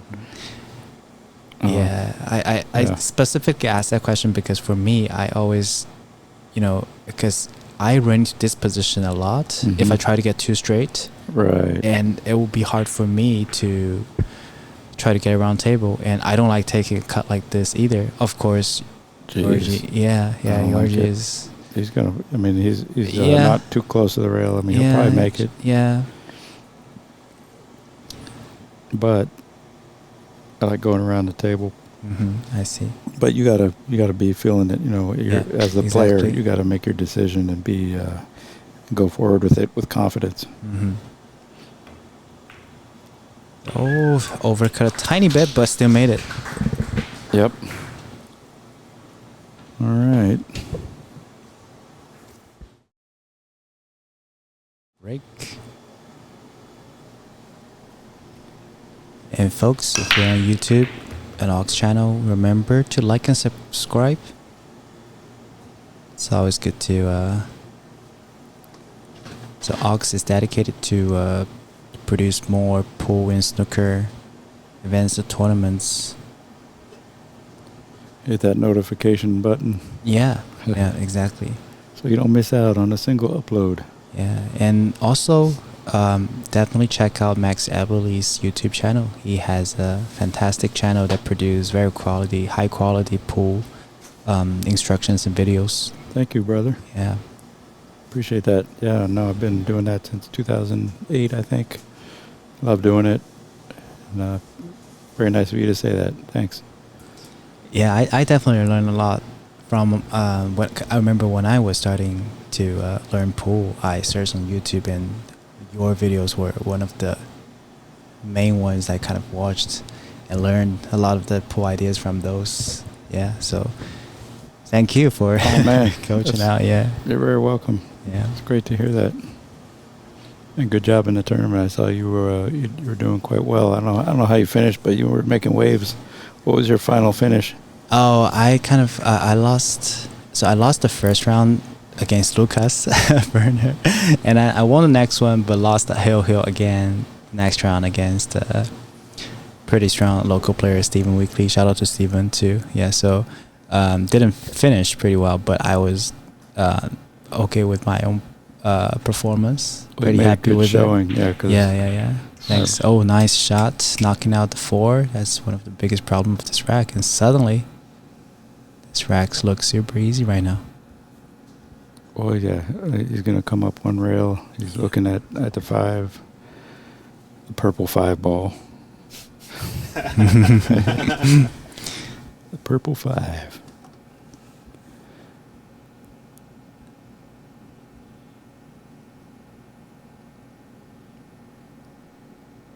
My question is, how much room does the 8 have to go by the 9 were he to Right. get perfect shape on that 7 and come around? It looks like it has room to squeeze by. Yeah. If it can go down to the bottom right corner, then the 7 to the 8 is much easier. Yeah, it looks like it can go past the 9 without a problem.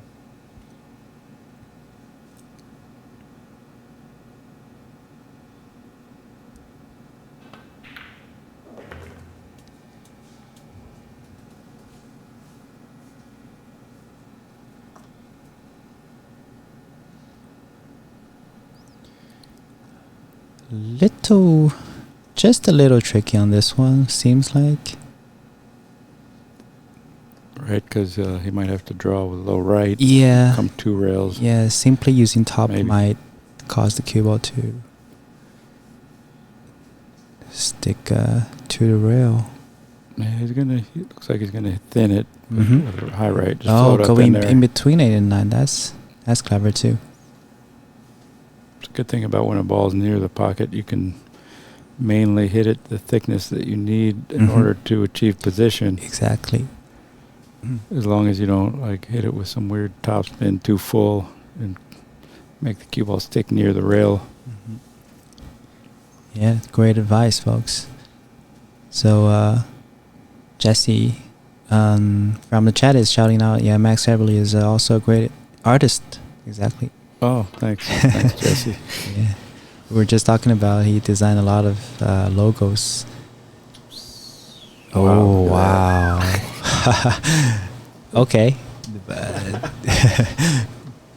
Jesse Johnson actually had a really good tournament here.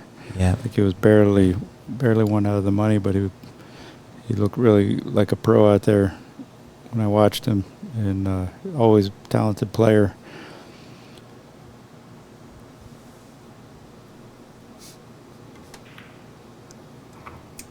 Oh. Wow. Wow is the patented pool player word. It has so many different meanings. It's all how you say wow, wow, wow.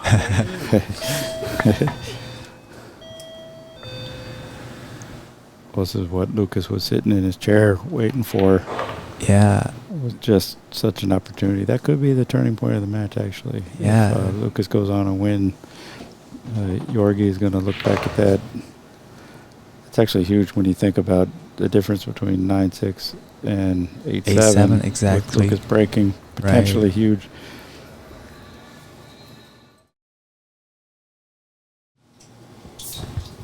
Now, when you say table fitters in the Idaho area, what city are they based out of? I think Zach is in Coeur d'Alene, but he does travel. Okay. So I know he does a lot of pool halls in the Arizona area, and he comes to us. Obviously, I think he drives over here since it's a little bit closer. No need to fly. But yeah, Coeur d'Alene, Idaho. Cool. Zach, check him out. See what happens on the break here. Yeah, we have the pool stat guy in the chat. Asking Max if you're going to Hard Times Billiards next weekend. Is that next Oh, weekend? no, that's 2 weeks from now. I'm planning on it. Yeah, I'm planning on it. Yep. Brendan was my student back when he was 13. His dad hired me to teach him. Wow. I even moved in with them for a couple months. Wow. In Bell Canyon. And wonderful family. Just, yeah, I mean, everybody who knew Brendan loved him, and his brother, Jefferson. Great guy, too. Just, yeah, tragedy that they're not with us anymore. So, but we remember him, both of them, very fondly. Yeah, Brendan's doing some weird stuff for the pool too. Oh, Lucas, does he get a roll? Nope. Now, he stayed down on his shot, so he didn't jump up. It was just one of those, No. barely missed it. Yep. And creating an angle. And Maybe cheated too much. try to create an angle Yeah, subconsciously. just- Yeah.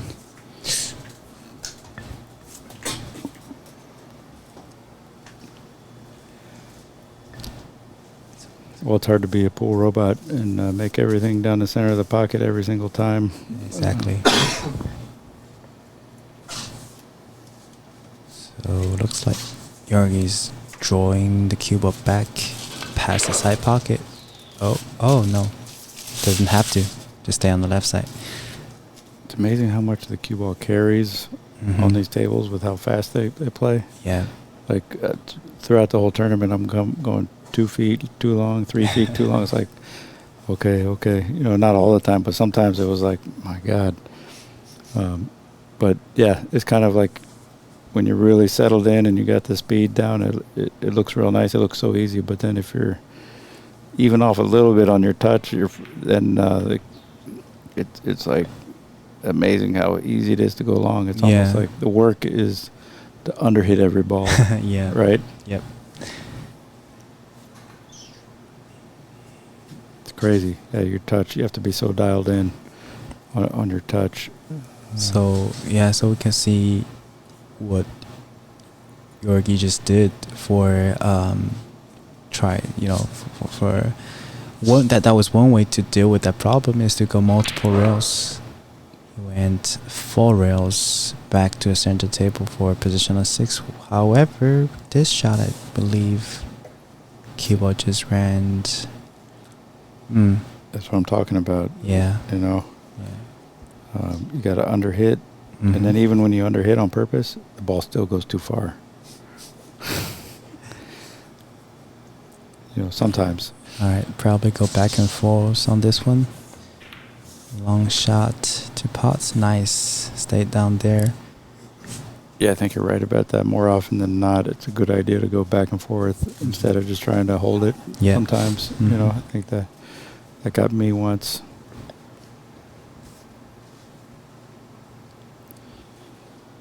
So Max, when you realize that the cloth is super fast, Yeah. and you said that cue ball's running over almost every time, Mm. do you imagine where you want the cue ball to be somewhere different, or you still vision the cue ball to be somewhere it should be, but you tune down the strokes? Yeah, that's the answer. Is you know where you want it to go, but you hit it softer, and then you trust that it carries there, and it's just a feeling thing. I see. But then when you're feeling a little more pressure than normal, Yeah, it becomes harder to regulate. Yeah, And it's you so get easy pumped to up. go back to normal or something, and then just have a little bit more extra. You on the got to stroke. trust so much. It's a trust game. Pool is trust your stroke, trust your speed. In Zen Pool, I wrote an article. It's called "Trust: The Most Important Skill in Pool," and that's I firmly believe that's the most important thing above everything else. Is trust in what you're doing. You know what I mean? Once Yeah. you decide on whether it's your shot, your speed, your stroke, whatever it is, now you're going to have to trust it, right? Yeah. Yeah, I totally agree. I feel it more and more. Like from when I was a total beginner, I focused a lot more on like skills, techniques. But when my skills got up, I realized the importance of, confidence, trust, mental strongness, toughness, stamina, all those other kind of aspects of pool besides skill, besides just the poor pure strokes, or Right. all those other things are so important in pool as well. Even like taking much more proportion than any other sports, I think. It's incredible, isn't it? Yeah. That's why pool needs to be part of the curriculum of every youngster in America, but also around the world, and for all ages. People in their senior years. It's great for their coordination and their mental. Basically work out mentally. It keeps your mind sharp. Yeah. And it's mind-body connection. Like I always said, if pool will be the number one sport in the world, as long as the world is still around, pool will be number one, guaranteed. It has to be, because it's that good. It's that great of a sport.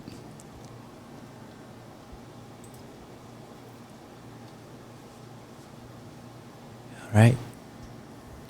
Well, yeah. What are you going to do here? You're going to just float it in, or pop it in real hard, and pull over to the side rail, come off 6 inches.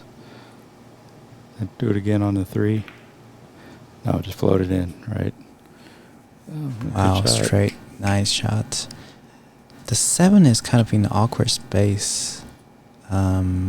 Yeah, what would you do right here?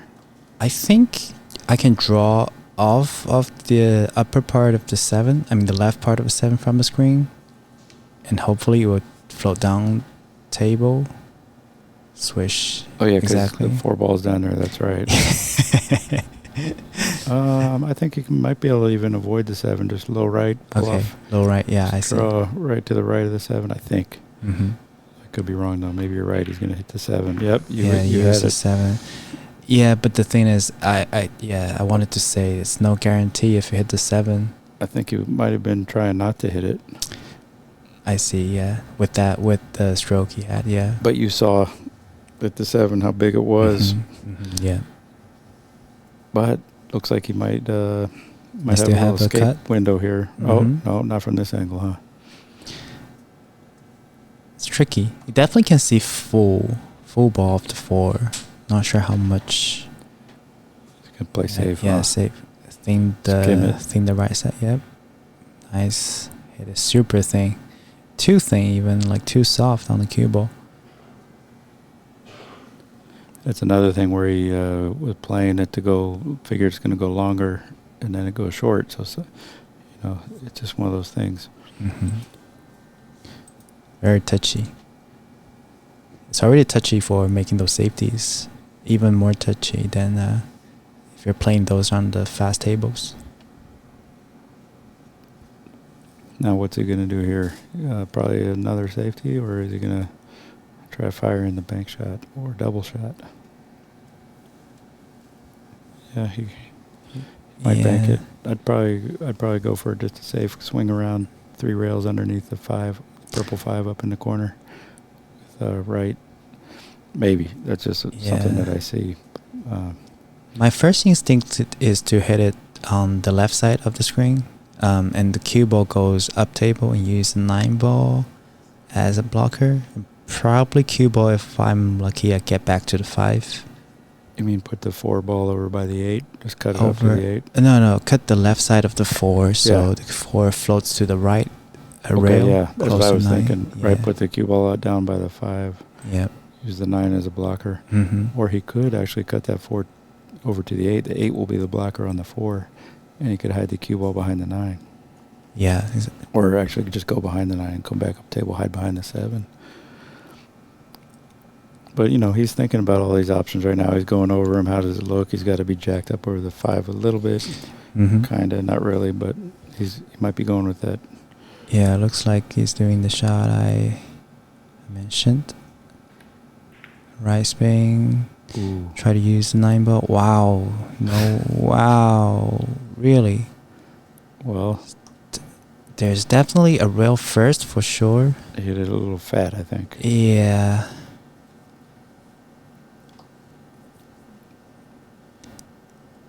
Yeah, or just harder so the 4 comes, just tap more into the 9-ball.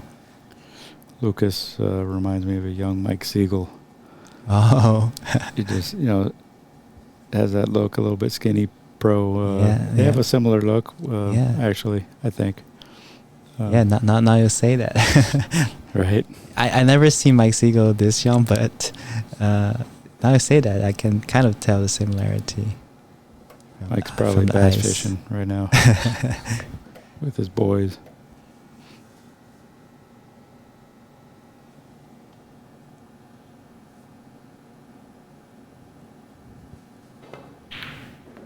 Oh, how's the cue ball? Does it have enough speed? No. Either that, or he hit it too hard or Yeah, too or soft. yeah. I'm guessing too hard. 'Cause Too it hard, might yeah. have- or too soft. I don't know. I think that the cloth looks slower than yesterday already. The the speed, because with that speed of the cue ball, like I think even last night it would roll probably 4 or 5 inches more from this. All right, jump shot from. Nice shot. Wow, he hit that Oh, amazing. how's He the hit it roll? so thin. Yeah. This one Oh, goes. wow. This will cut, I think. He's going to have to hit it real thin with draw. Yeah. This is the replay of that shot. Yeah, what a nice jump cut shot on 5.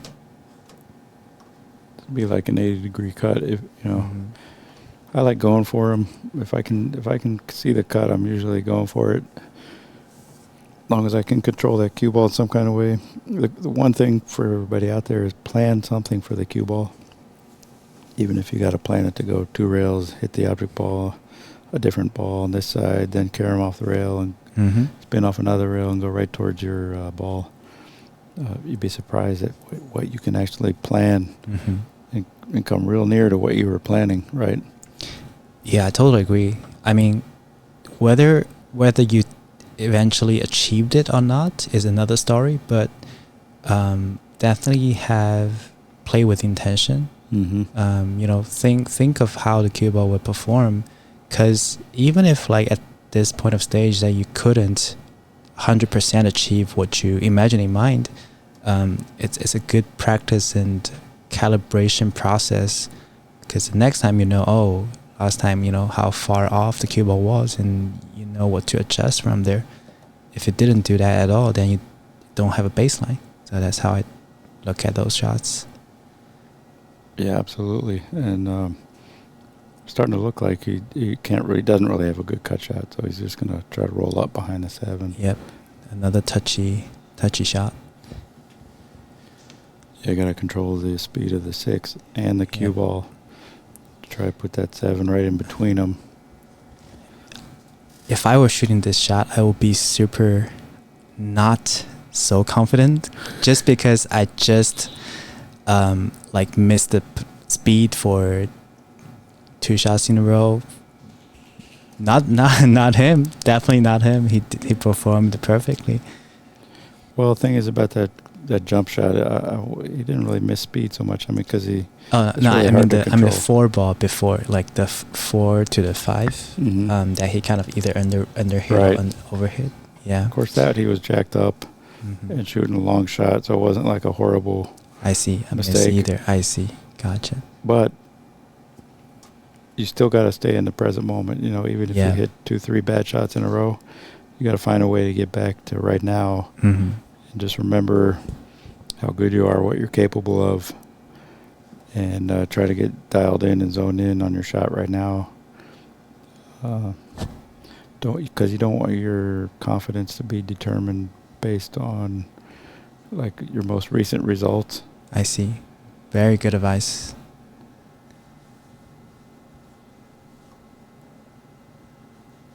Looks like Lukas is jumping as well. Oh, it's actually very close to making it. And, well, he gets some love. Not likely.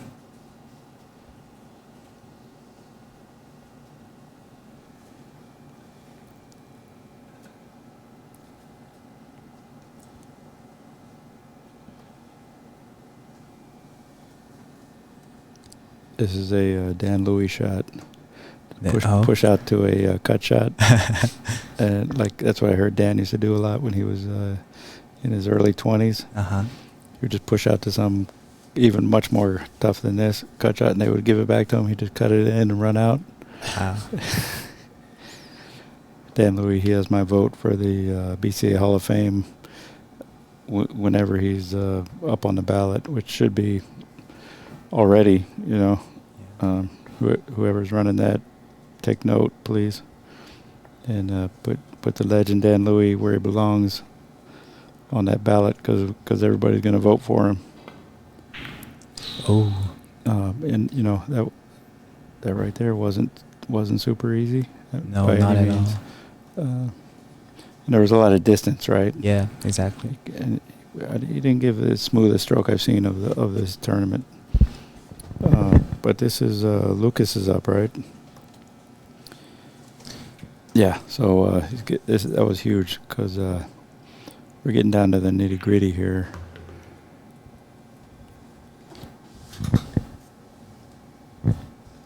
It's a little tricky. I think he's got to play short side here.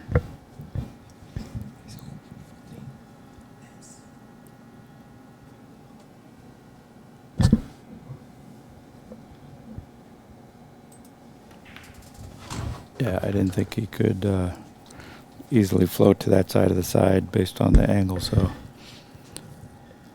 he handled that pretty well. Now he's just got to basically make this with good pace, go up and down. Looks like he's putting some spin on it. I don't know what he's doing. Oh, he's trying to use left spin to Tell you check what, it. Wow. To me, I like that.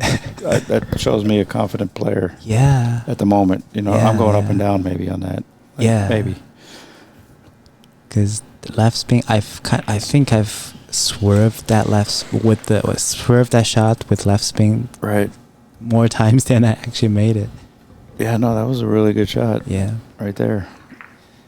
Looks easy on the screen, but That not talk that about easy. trust. That shot takes a lot of trust. Exactly. All right, we can see our 8-9. Lucas, I think he's taking a quick break.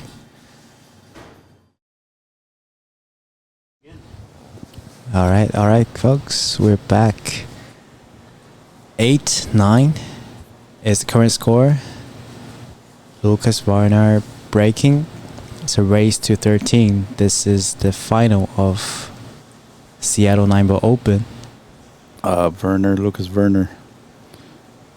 Yeah, It Lucas sounded like Verner. Varner. It sounded like you said Varner. Yeah, my bad. Yeah, Like- Lucas Verner. Yep. It's always good to talk about Varner, Nick Varner. Yeah. Uh, Wow. What a break. Well, I did predict that Lucas would be, or that he is a future world champion in a video interview last year. So, looking to be proven right on that one, Okay, let's see. And I meant that. The kid got great stroke, shoots straight. He's dedicated, good guy. Alright, looks like drawing the cue ball and spin it out into the table center. Oh, speed. Whoa. Wow. Just feel like it doesn't really have to be that aggressive on positioning. I just think it's this table. If you're off for a second, if the ball just keeps carrying, right? Yeah. Even when you try to understate your stroke, you still go long sometimes. Yeah. I was doing that. In fact, that kind of helped me win a lot of games this tournament. I would really understate what I was doing. I'd still go further. It's crazy. Yeah. Yeah, if I were shooting that shot, I would probably imagine cue ball just bounce off the left long rail, and then, hopefully it will just stop at the left side of the table. All right, he's looking at the jump. Has to be aggressive.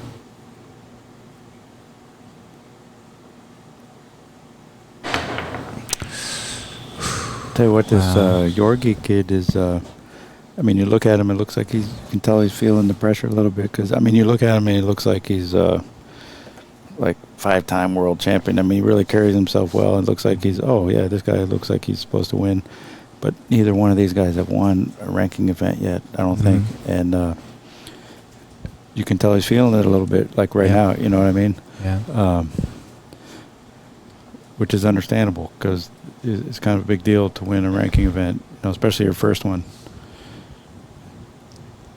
Yeah, it's always hard to, when you're close to the finish line, all those feelings and pressure and adrenaline just start to come to you. Well, you got to stay in the present moment the best you can, right? And All right, yeah, so... sounds easy. quick shout out to our referee, What's his name? Lance Bromland. Well, let's see. Okay. Little short on this one, I would say. Kind of steep too, right? Yeah, kind of steep. That's what I meant. I mean, the first thing is you want to get it past that tit on the side pocket, right? Yeah.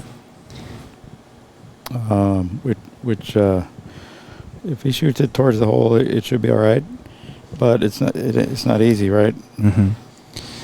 Just don't think about that. Smooth top spin, probably just roll directly towards the 5. Maintain the line nicely. Nice shot. Well, this will be interesting. You could draw up between the 8 and the side rail and not even touch a rail and just try to land right in there, close to straight in on the 6, and then take it from there. That's one option. Or you could force it to the rail and shoot the 6 in the lower left corner from here. Yeah. Stun one rail over. Which that's a good shot on these tables, to come across the line of position and still land where you want is a good shot.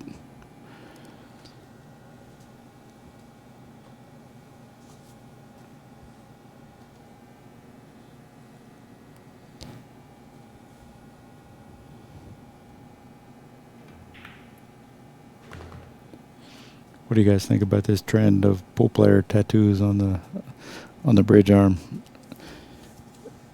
Notice he has an 8 ball. That's pretty cool. I've thought about getting some kind of billiard tattoo, maybe a largemouth bass, but I don't have any tattoos.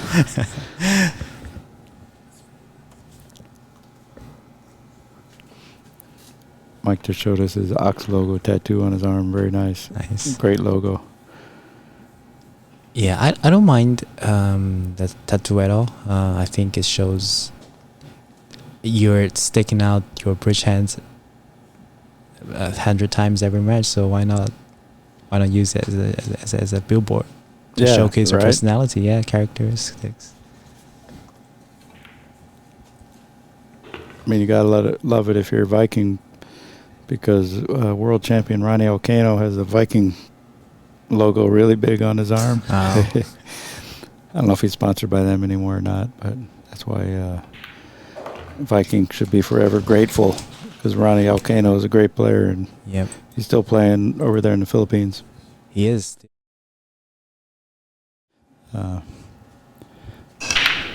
But see, Manny used to be a gambler at pool, play for big money, but he became born-again Christian, where he's been a real devout Catholic his whole life, but actually changed to born-again Christian. Wow. And along with, in that process, quit gambling, but he still loves the pool community. So all the pool players, if you play against them, if you win, you get $1,000. If you lose, you get $500. So you can't lose if you're playing. Wow. If you go back to that table in their house, you can't lose. Wow. I mean, you're only going to win money. But I mean, you could still lose the match. It's always him and Ryan Ocano and you versus and somebody else as your partner, and you play doubles. Oh, wow. That's cool. Yeah, it was fun. Need to head back there to the Philippines. Just always a great time. So many great players too, and what they're doing with the Sharks billiards right now looks really fun. All right. So back to the rack. Actually, do a quick shout out to our Secret One, our tournament director. She's been putting in a lot of work, making sure the tournament goes smoothly. She does a great job. I talked to her in Spokane. For the first time. She loves pool, and she's told me she's not doing this for the money. The tournament directing.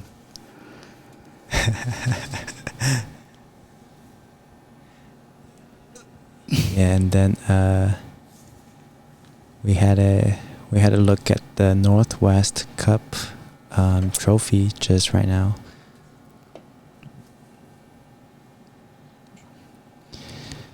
All right, back to this rack. So this is after the break. Tough look. I wouldn't know what to do. Well, what about the carom on the 7? Is that on? Oh, yeah, probably. Looks like you have to hit it. Looks. I don't know if you can hit thing enough. I mean, it's Or more of stick a enough? question, really. I don't know. Yeah, But if you think it's on and you can make it yeah. without maybe. scratching, then maybe you just push the cue ball up a couple Mhm. inches and let the other guy refuse it. Caroms are often overlooked in 9-ball, whereas if you play a lot of straight pool, Mhm. there's certain caroms that come up that you're going to win games because Yeah. you know how the caroms operate. Yep, exactly. Wow. That's speed. Wow. Nice shot. Yeah, that was a nice start. It's good to be able to take a safety, either go for the shot or take a safety instead of just pushing out after the Mhm. break. Yeah, Right. And yeah. now you're taking control right Yeah. now instead of giving it up to the other player to make a decision. Well, that's a fun part of the game, actually, the strategy Mm-hmm. of kind of coaxing the other player into shoot or not to shoot. And then you jump up and do something amazing. Yeah. Like catching a big fish. Yeah. Christian was saying. Pictionary. Oh no, charades, right? Sure. All right. Well, so see now Lucas is forced to shoot. He doesn't have the option to give it back, so now he's going to have to try kick safe or kick a ball in or kick into a double shot. Would you prefer to go from the left or the right? Or in this case, from, yeah. Well, the 8-ball is kind of big if you go to the left. Mm-hmm. Yeah. But you can draw into that Little too, or bit. hit it kind of hard. So the unobstructed path is over to the right. Mhm. 2 rails could be a scratch, maybe. But it doesn't look like. Oh, he's jumping and kicking. Yeah, jumping into a kick shot. I did that earlier, actually. It's a good option once in a while.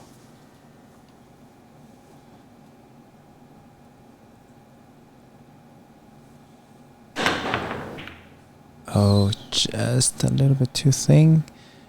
How's the... Wow. Well, you make a good hit. Anything could happen. Right? Pays to hit him. Yep.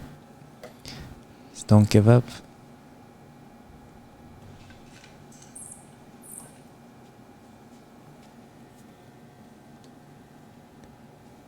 How many different ways can you say wow? I can sing different notes. That'd be a fun game to say wow and then have the other person guess what happened on Oh, the yeah. shot based on how you said wow. Yeah. For 1,000. I'll take wow for 1,000. All right. So... Do you mean wow or wow? All right. the wow meter. Yeah. Alright, looks like he's using the mirror method to line up for a kick. Marking spot as well. Wants to make sure that he kicks on the exact point that he aims. Everybody has a plan till you get punched in the face. Just meant that in general. No, it looks like he has enough room to get around that 6-ball. Yep. Okay, not exactly sure if he wants to kick it twice, but definitely ended out alright for him. Wow. Yeah. Moral of the story is sometimes you're kicking into a percentage Yeah. and you really don't know exactly what's going to happen. Although sometimes it works out perfectly, so it's good to plan something. Mm-hmm. but sometimes it's hard to even figure that out. So you just play for luck on a kick. So you want to give it like a full hand, yeah. hit with good speed. So 5 is blocking a little bit part of the 2 ball. You have to kick to the left side of the 2 from this angle.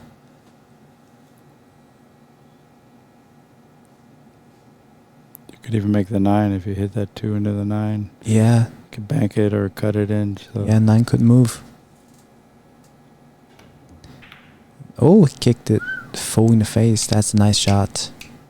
Wow. Little risky because the 5 was right there.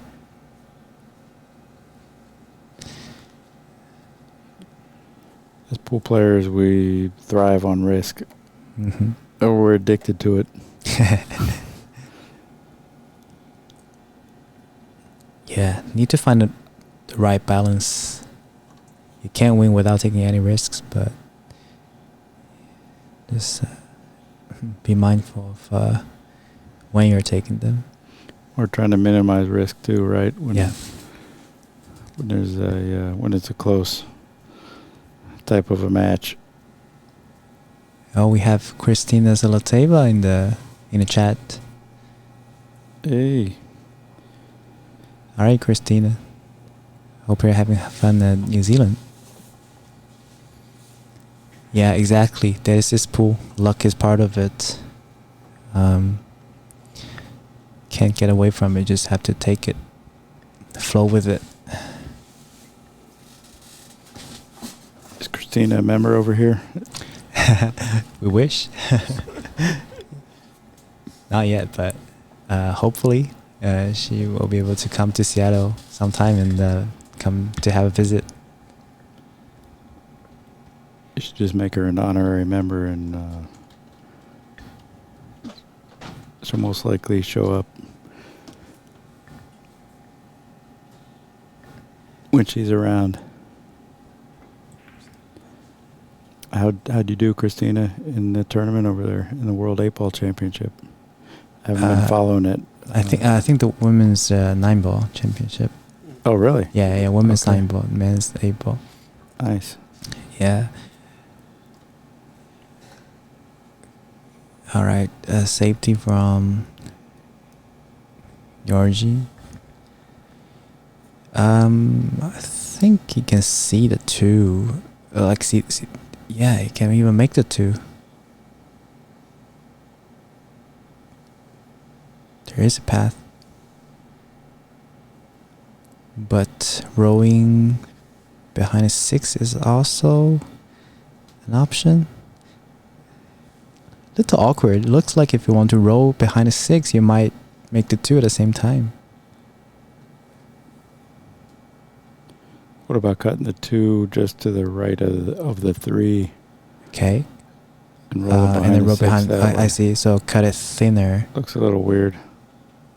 Yeah, Yeah, cut the put the 2 down on the end rail just past the 3. Yeah. Lob the cue ball in. Or even into the 3, but make sure you Yeah. keep the cue ball behind a 6.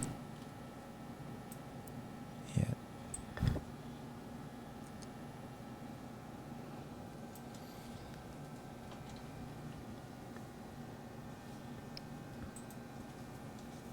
But that 7 ball looks like it's blocking. Can you shoot right into the 2 ball from here? I think so, yeah. It's just I think he's looking at the angle. He's doing... Oh. Yeah, from this angle it looks like 7 is blocking more of it.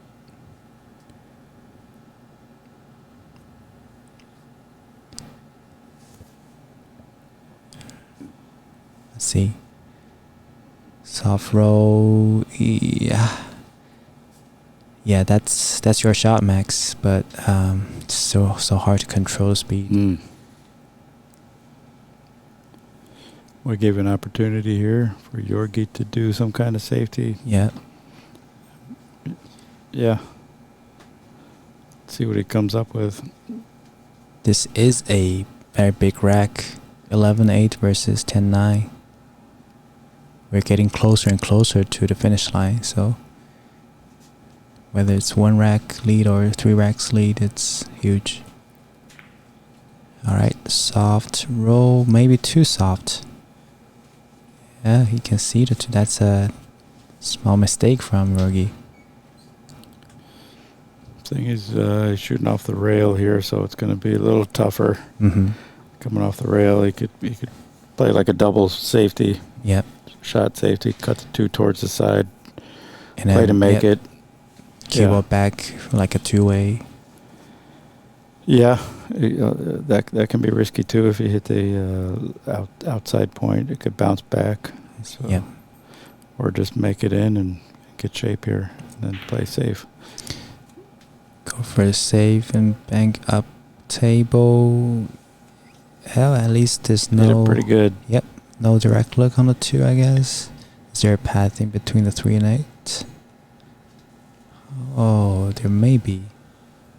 It's like a masse because the left side is like a scratch Yeah. off the 2 into the corner. He's looking at it too. Gonna kick underneath it with a little Mhm. right. Play the 2-9 combo. You never know. You never know.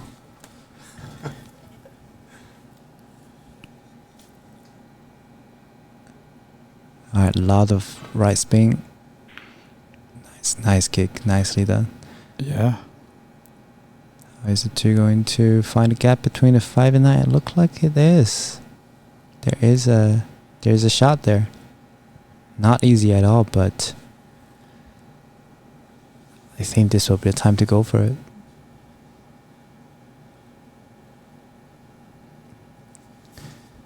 Yeah, because the position is kind of natural from 2 to the 3 if you can make it.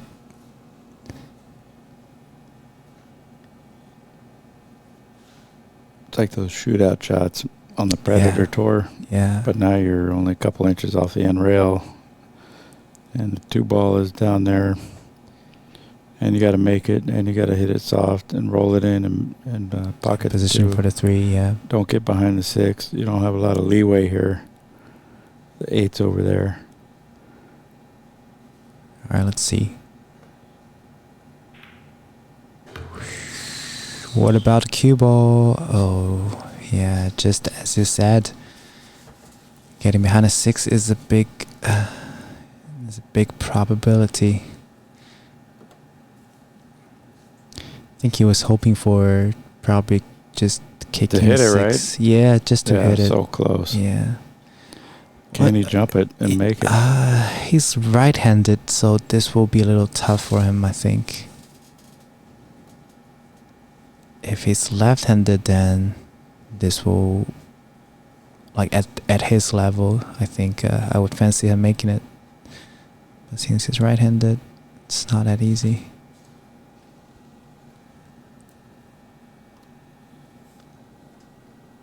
All right.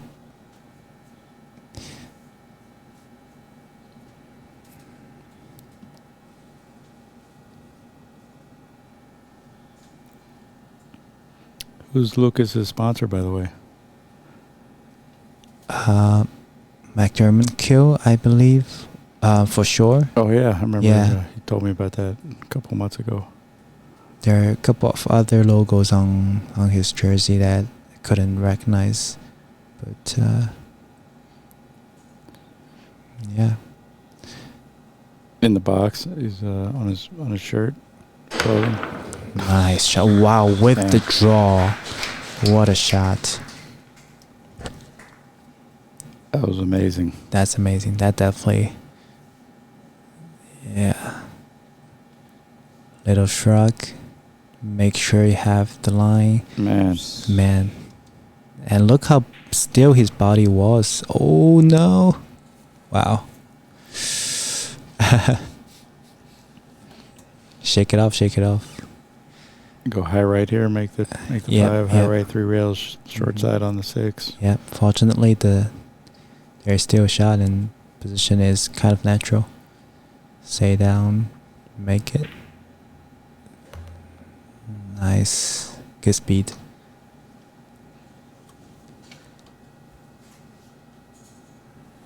right, just roll past the 8, I think.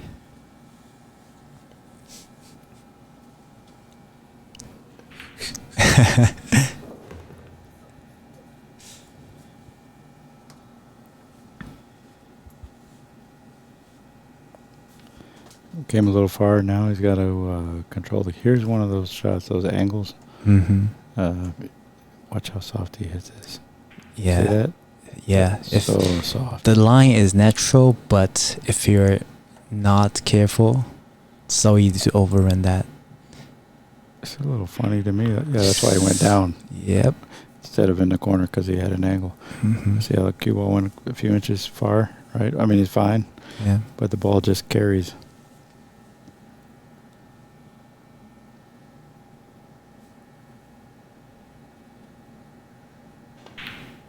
Nice shot. Big rack here for Lukas. It's 9-10.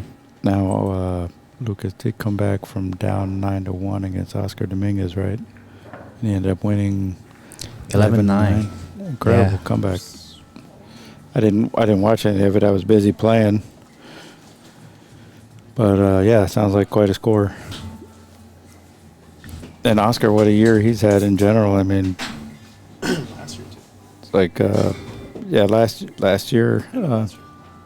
Yeah, I think Oscar is starting to get more into those traveling around the world since end of last year, especially this year. He did really well in the UK Open. Yeah. He's got a couple kids too, a couple of daughters, and he's fine staying at home, but he's pushing himself, or they're pushing him, or allowing him. I'm sure they love rooting him on, you know.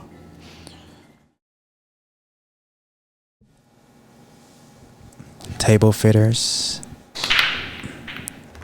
Nice break. One ball's down. Cue ball's back in the center table. Opening shot is a little steep, Short and also side. short side. Only short side available for the 3 ball. But I think the position looks kind of natural. 7 is in the way, but just focus on making it. Probably the cue ball just slides to the perfect angle right there. Yeah, right at where he's lining it. Give him a mental reference to if he can hit that rail, go between the 6 and 7, Mm-hmm. hit the rail and just come off a little bit. But you got to hit this shot like 3 feet too short on this equipment, and then let it just glide into position for yourself. Yeah. Let's see what he does. First thing, you got to make that 2 ball, right? So Yep. It's not an easy task. get your routine, do your routine, believe in it, hit it, correct spin, and just float it.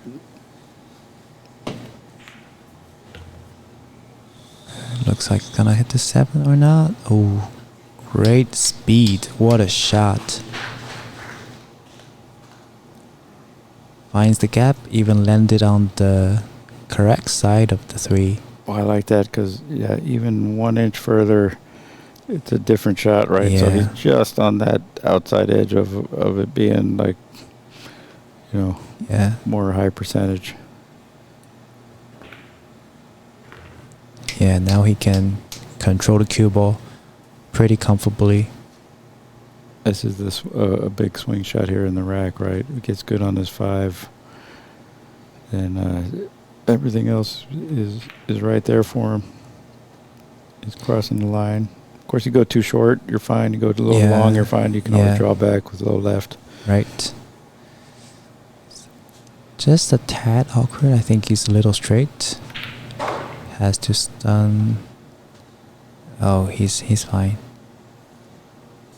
Yeah, Great now shot. here you could do low left off the rail, come back out for the 7. You could go high right, Mm-hmm. go 2 rails. I kind of prefer the low left one. It's just a more standard routine shot with the low left. But the high right puts you on a nice line towards the 7. The 7, yeah. Yeah.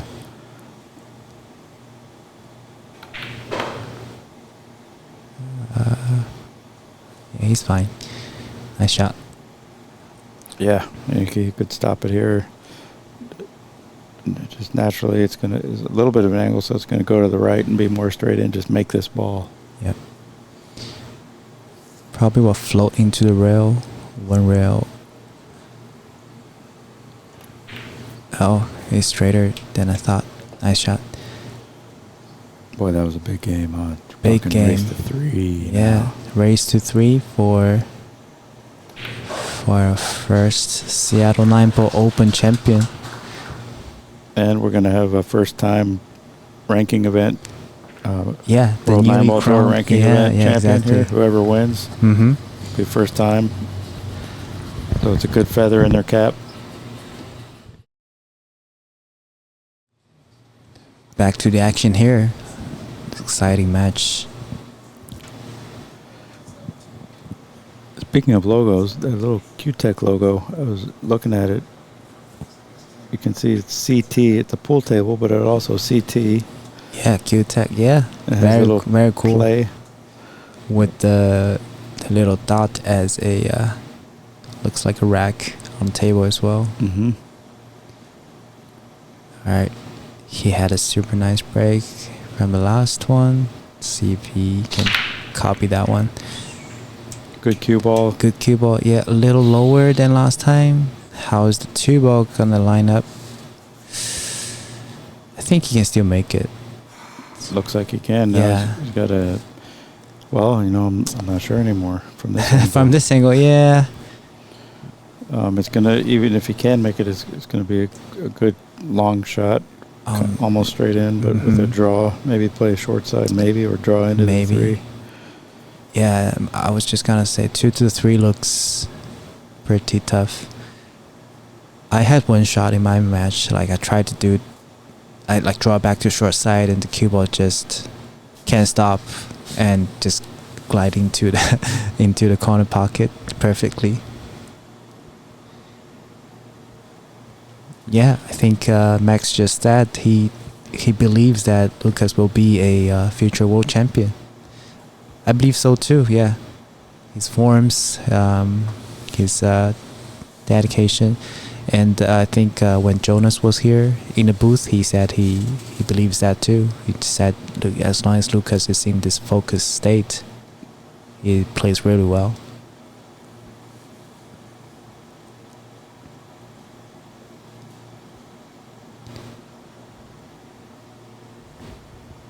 First time I saw Lukas was at Griff's, Las Vegas, like 7-8 years ago. He was a junior player playing one of the junior events, and just doing his thing. Now he's out here with the pros trying to snap off his first ranking event. Oh, he is a Not pro. only he can. Wow! Don't do Good that. Lord. Don't do that. Oh wow! What a follow shot. Unbelievable. That's what I'm talking about, carrying 3-4 feet too far. Yeah. You know what I mean? Like, Yeah. what a shot he hit. And Yeah. Not most only. tables, it's gonna stop. That's tough. Wow. It almost landed perfect. down Yeah. there. Even I mean, he. Yeah. It's most likely he's going for the gap between the 4 and 6-7, but even if he could just stop right before the pocket, he would still have a decent shot. It's brutal. All right. Well, that's good news for Georgi to come back to table with the ball in hand.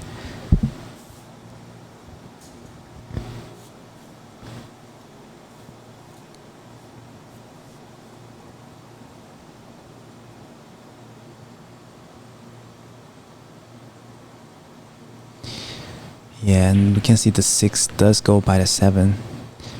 As long as he can get rather close or rather straight to the 6, yeah, he should be fine. Say, Georgi's from Bulgaria. Yep. Never been there, but I know there's a lot of artists, good artists, famous artists from Bulgaria. We're gonna have to check it out one of these days. I guess they have pool tables too, huh? Yeah, I think I've never been there either, but yeah. I heard they have very beautiful forests in Bulgaria. Yep. Right, goes without a problem.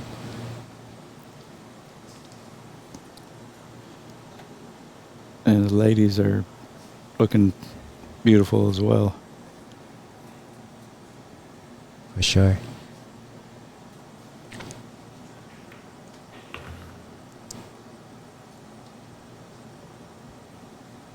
Well, nice out. Main thing there is don't mess anything up because it's all sitting in the wide open. He's got a perfect angle on the 8. A little bit of low right. Pull out behind the 9. Shoot the 9 in the same pocket. Yep.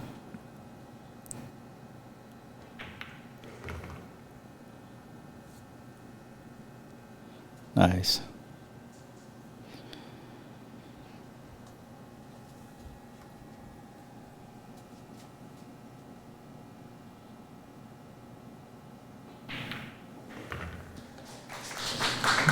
All right.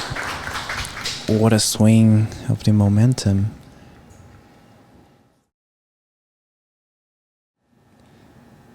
Both players are choosing to break from the same side.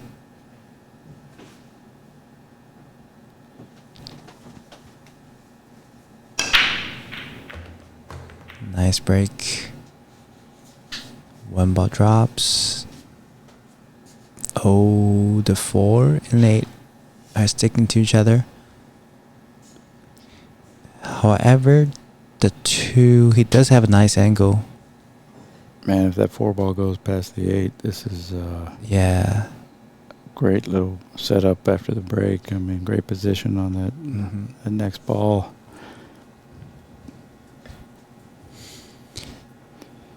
Looks like it might not, huh? Might Looks like not. he's Yeah, trying looks to go like he's behind it. lining. Yeah, looks like he's lining up the line to break it. Yeah, the 8 ball just came to stick onto the 4 ball Break it up or get behind it and shoot the 4 into the side. in the side. Yep. If No, it doesn't I go think this you're right. way. I think it's a break shot. Yeah. All right, break it up. Nice shot. Well controlled. Yeah, couldn't hit that any better.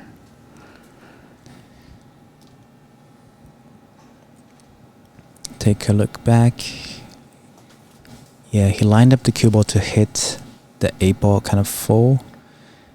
And that's exactly where he wanted to hit. So now 4 ball. He can softly rose it to the side.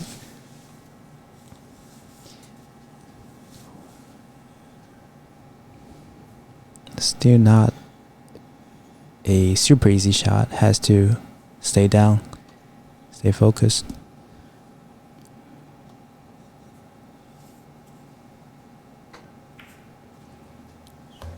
Nice.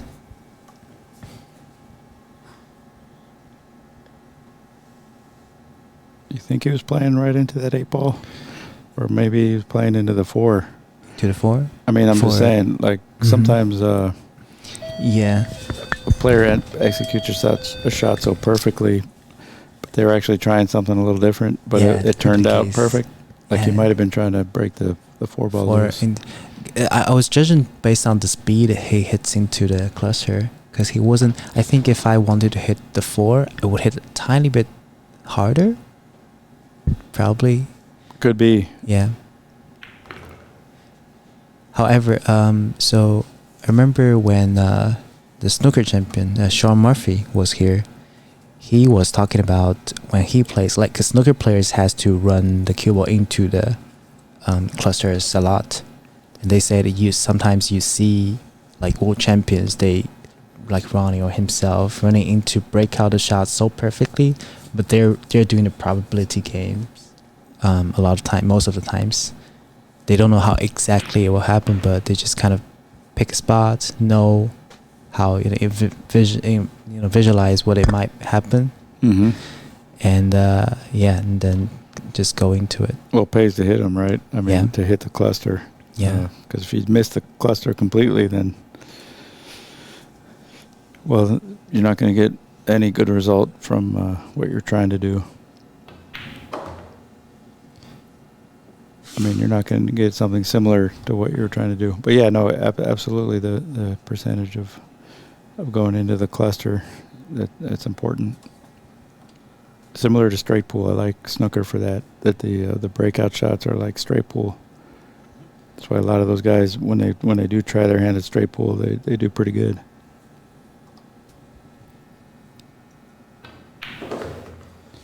Swing the cube around 3 rails.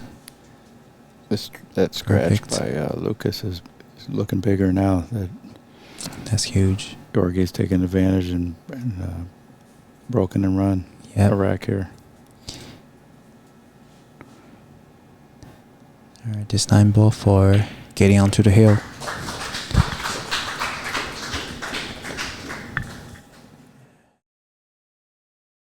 Right. This is going to be Georgi's last break of this match. Okay, the cue ball was kicked down table. Well, this is what Lukas is looking for. Yeah, something on the break. Yep, yeah. not a tic-tac-toe rack, exactly. Nothing worse than just sitting there while the guy makes a perfect break and plays a perfect rack or stumbles across the finish line with a perfect rack while you just sit there and watch. So either going to push or play some kind of safety, and Lukas will have his chance at something. Yeah.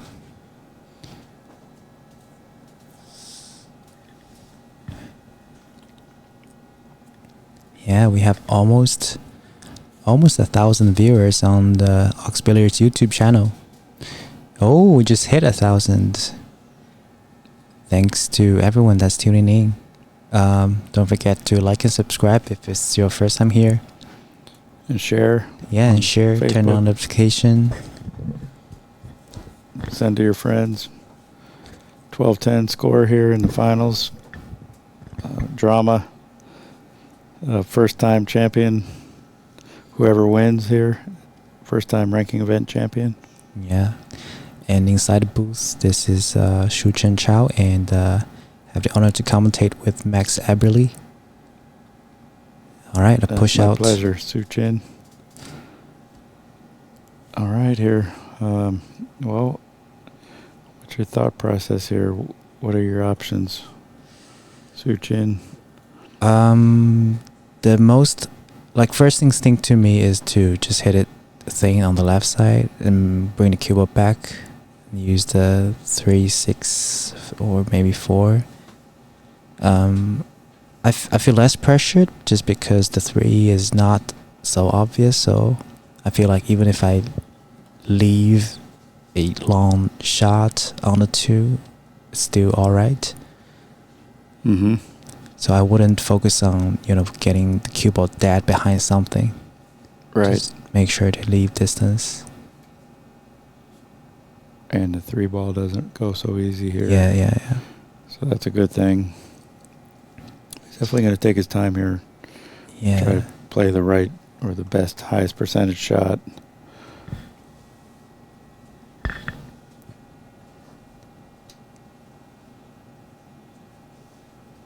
Good fire at the 9. Just bank that 2 ball right into the to the 9 ball. Let it fly. Put the cue ball around low left. Come back around underneath the 6. Probably not that shot though.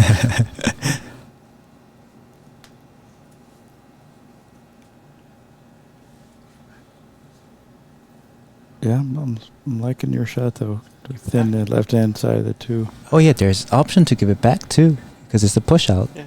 You give it back? Oh yeah. Lucas just gave it back. Wow. Yeah, I mean if it's looking real tough on a safe, then it can be a good idea to give it back. That's for sure. Mm-hmm. And you're probably going to get a good jump shot at the very least, most likely. Yeah. The only thing is I always have the fear of if I give it back, because the opponent is already on the hill. If I give it back, will I get even a better chance or have a better look at it the next shot? It's always the fear lingering in the mind. Well, he must not have liked it. I mean, there is a lot of distance between these balls. Yeah. Let's see. is hitting kind of full. Just plating, containing safeties, plating it to both long rails. Did a quite nice job using the 9 as a blocker. I mean, all things considered, that's a pretty good try. Didn't leave, Mhm. didn't really sell out. However, Lukas can hit the side of the ball. He could kick underneath it, play Yep. play a little safety that way. So Just looking at the kick and stick. And cue ball could stick to the 9 if he did really well.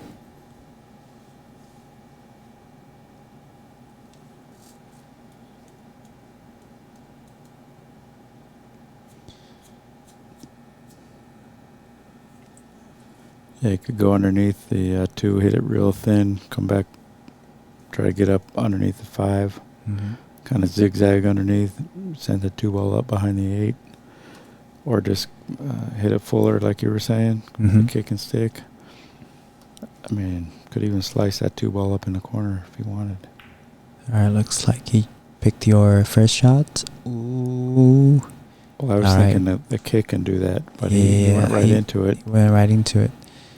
Did pretty So, good with it, getting yeah. behind the 8.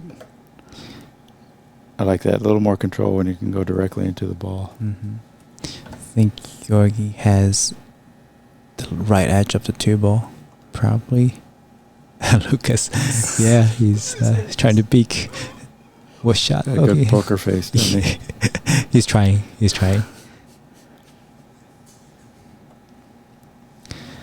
So Max, I think I asked this question to some other players as well. So when making safeties during the match, will your safety plans be different against different opponents, like different level of opponents? Yeah, I think so. Not so much on this level, Mhm. pro level, Yeah. and especially towards the end of the tournament. But for the most part, you're trying to find the best safety opportunity and execute that shot. Like, even against all players. But it could change, yeah, based on who you're playing.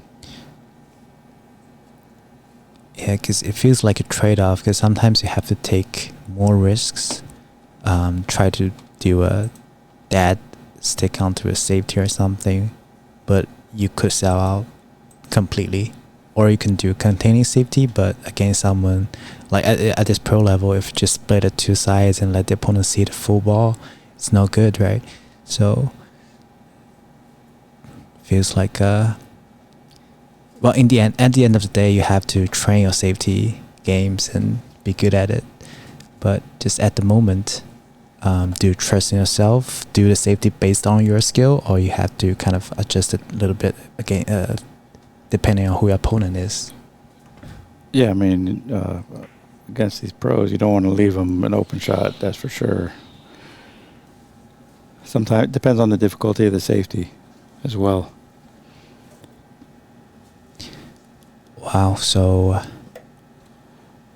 Georgi just hit it too thin on that one. I didn't like that shot because you're kicking into it, and just a very slight difference on the cutting angle will result in different speed of the object ball. Can we get a replay on that last safety? Or no? Okay. It's a little too late. So what he did was the cue ball went one rail into the 2. Kick one rail. Yeah, hit try it to soft. What was he trying to do? I think he was trying to kick it fuller, so the 2 ball goes to the bottom rail and up.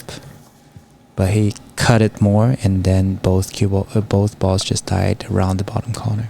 Boy, that's brave, I gotta say. Yeah. Rarely am I gonna do that. Yeah. Like, real soft. I'd rather kick pretty hard into it and just play for something good to happen. Play for luck sometimes.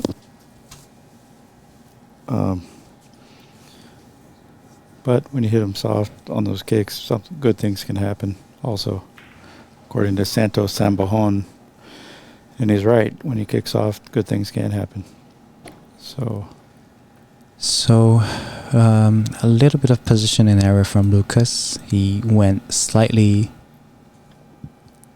too high on that 3 ball, so he had to run into the 6 and deal with this long cut shot on the 4. I'll tell you what, if he can go around that 9, no problem, then he can Mhm. probably bend forward and go 3 rails I for see. shape on this, Around into, yeah. with a real big position zone. Yeah, but you gotta make it first as well. Well, that's the thing. This is all about making the shot, Yeah.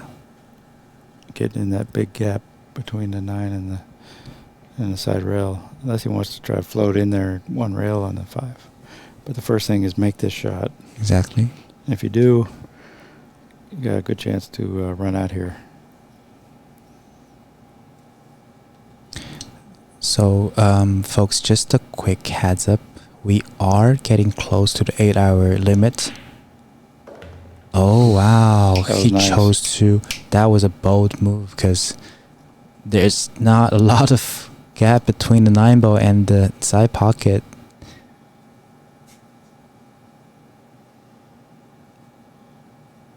Yeah, that was nice. Beautiful. Yeah, you're right. Yeah, he had to go like forward a couple degrees Yeah. and then hit just close enough to the side where he can come out and not hit the 9. So he hit this one earlier with soft spin with a lot of confidence. Mm-hmm. So I'd look for him to do that again now and float up 1 rail. What about go forward, like top right, and then go 3 rails, and then all the way go in between the 9 and 7? But that's good, but you don't need to do all that right now. I Just see. make this Make this with the float left it. spin. It's naturally going to go on the line you want Mm-hmm. without going around the table. Yeah. Just high left actually, come out to just past the center. I see. Oh yeah, you can take the cut Well, on the not 7. even past the center, but Yeah, right up to the right. center. Yep. Just past the 9, like the line 9 is blocking. And yeah. So, folks, we are getting close to the 8-hour limit on Facebook. So, unfortunately, if it gets to there are like 15 more minutes, we will have to restart the stream on Facebook. But if you're on YouTube, you're all good. So please forgive us if we have to shut off the Facebook stream in a few minutes. Now that move that the ref just did, I do not agree with that move. There's no reason. To check for frozenness, right? What does it matter? You're going to hit that ball and double kiss it. I mean, you're going to hit the rail. There's no reason to check that. Even the Matchroom, I've seen the Matchroom pro refs do that, and there's zero reason, I think, because you know that the Yeah. ball is going to go back and forth, 2 rails, 3 rails. There's just no reason to stick your face up in that shot and distract the players. But Lukas handled it. Now he's just got to make this 8 ball. Right.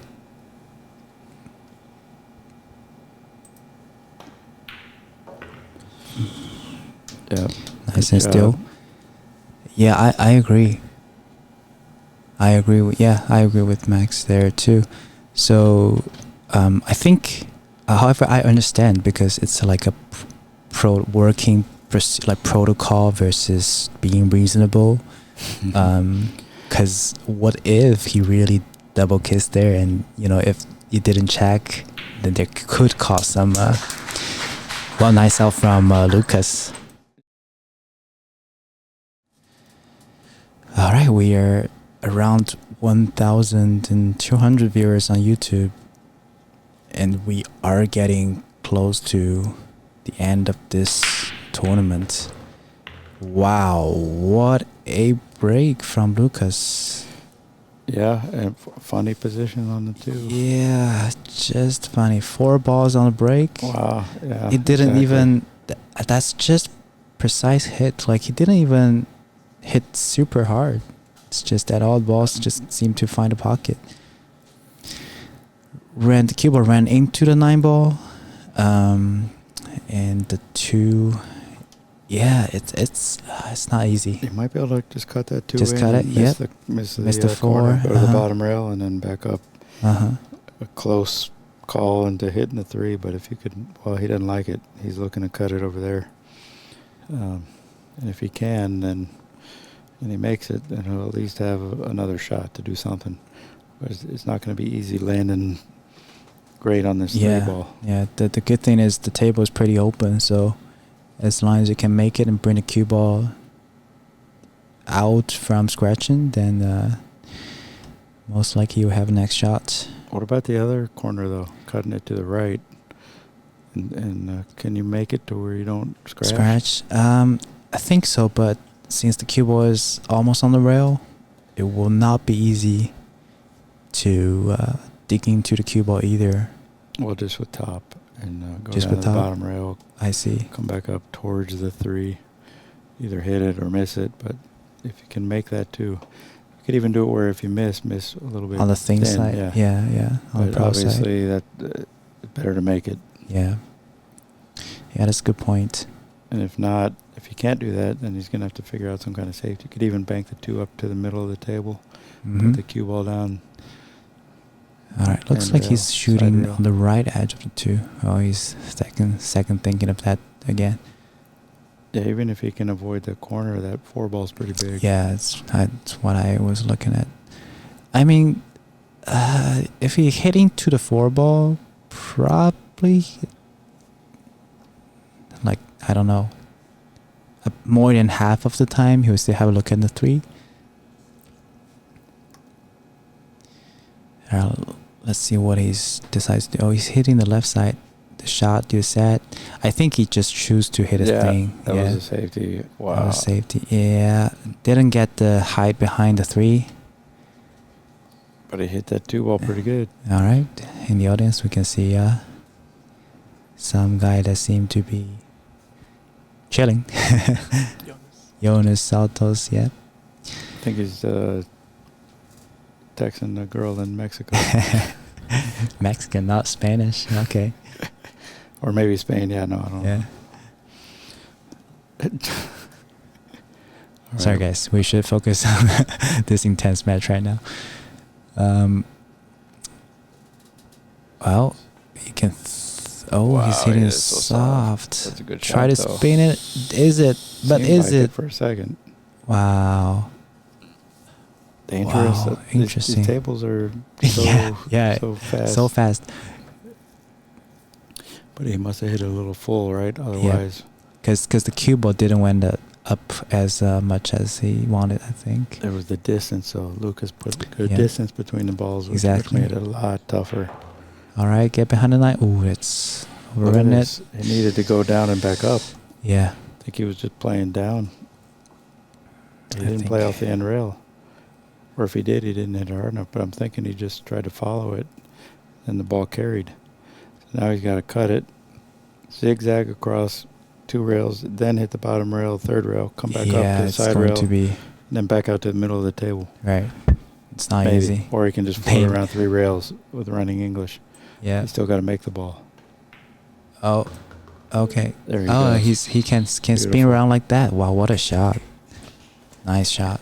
Wow. Okay. So That could be the one smooth stroke for good speed control. yep.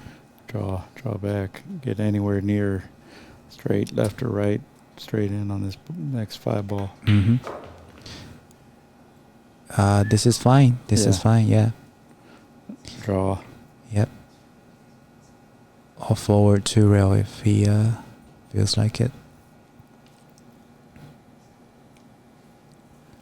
Me, I'm drawing if I can. Mm-hmm. I see. So know, you prefer you well, do I'm prefer to preferring it, draw. yeah, because you can hit it with a nice, confident downward Hit stroke. into it. I Pull see. it over. I mean, I've done it so many times.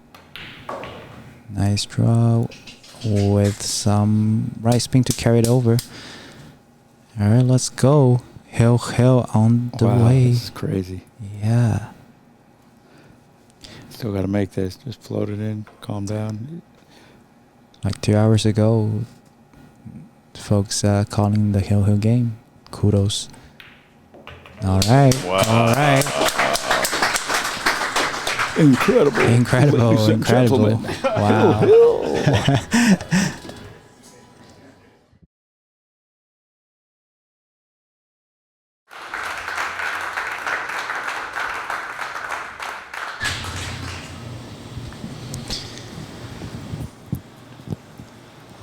so players are back from the break. They just bumped the fist, and we are going to witness the champion after this rack whatsoever. It is going to be Lukas breaking.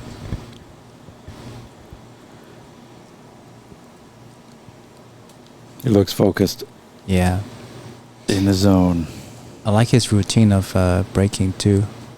Find a spot on the short rail and then move it up to make sure it's at the same spot he wanted every time. Alright, let's see the last break of this match, of this tournament. Main thing is don't scratch here like some crazy one rail in the bottom corner scratch. Don't do that. Control that cue ball. He is taking some extra long time. Holy crap.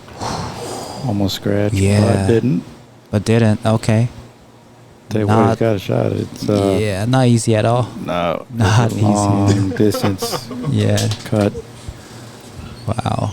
You could go for this if you're gonna miss the pro side, which would be Okay, thin. yeah, which is Come over 3 rails underneath and around the 3 ball if you make it. But course can you it's get sixes there, around right? this? Yeah, Yeah. I was just about to say it. Good question, because I don't know.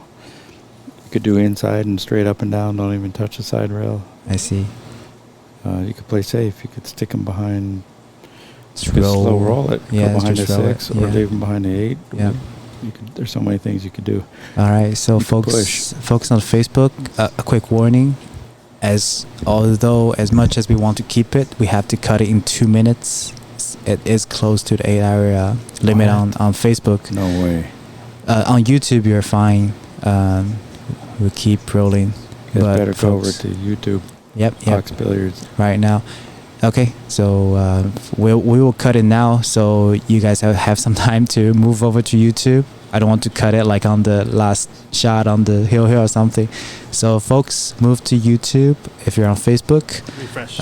Or refresh, because we will be starting it again. All right, see you guys soon on Facebook.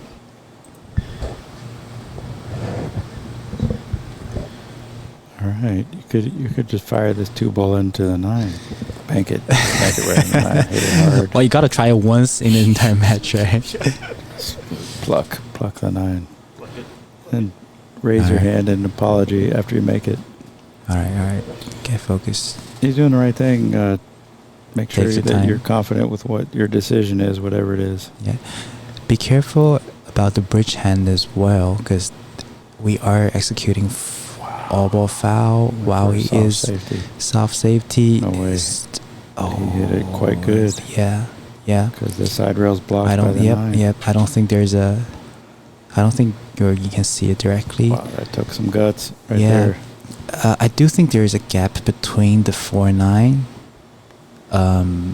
That he could just kick it 1 rail, most likely. Yeah, if he can hit that point or near the point on the side rail.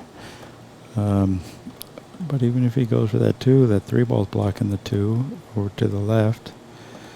Might be able to hit it thin and cut it up in the upper right-hand corner. If he's Mhm. going for something offensive, I could kick and stick and send the cue ball a couple rails and hopefully hide him behind the 4-8. I see. Good jump.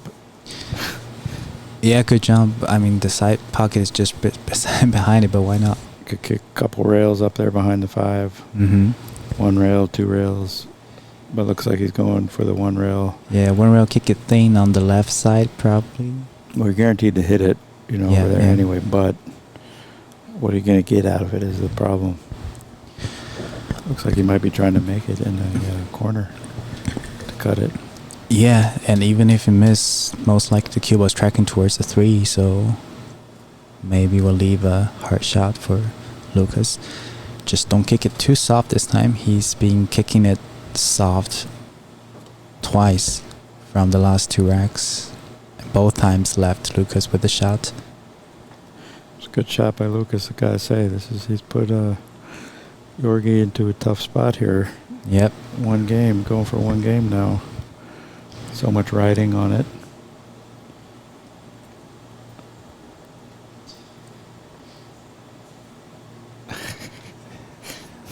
Want to play some 9-ball cheap? The best caption. Caption chat. Hand is Give us a subconsciously caption, yeah. forming a bridge hand.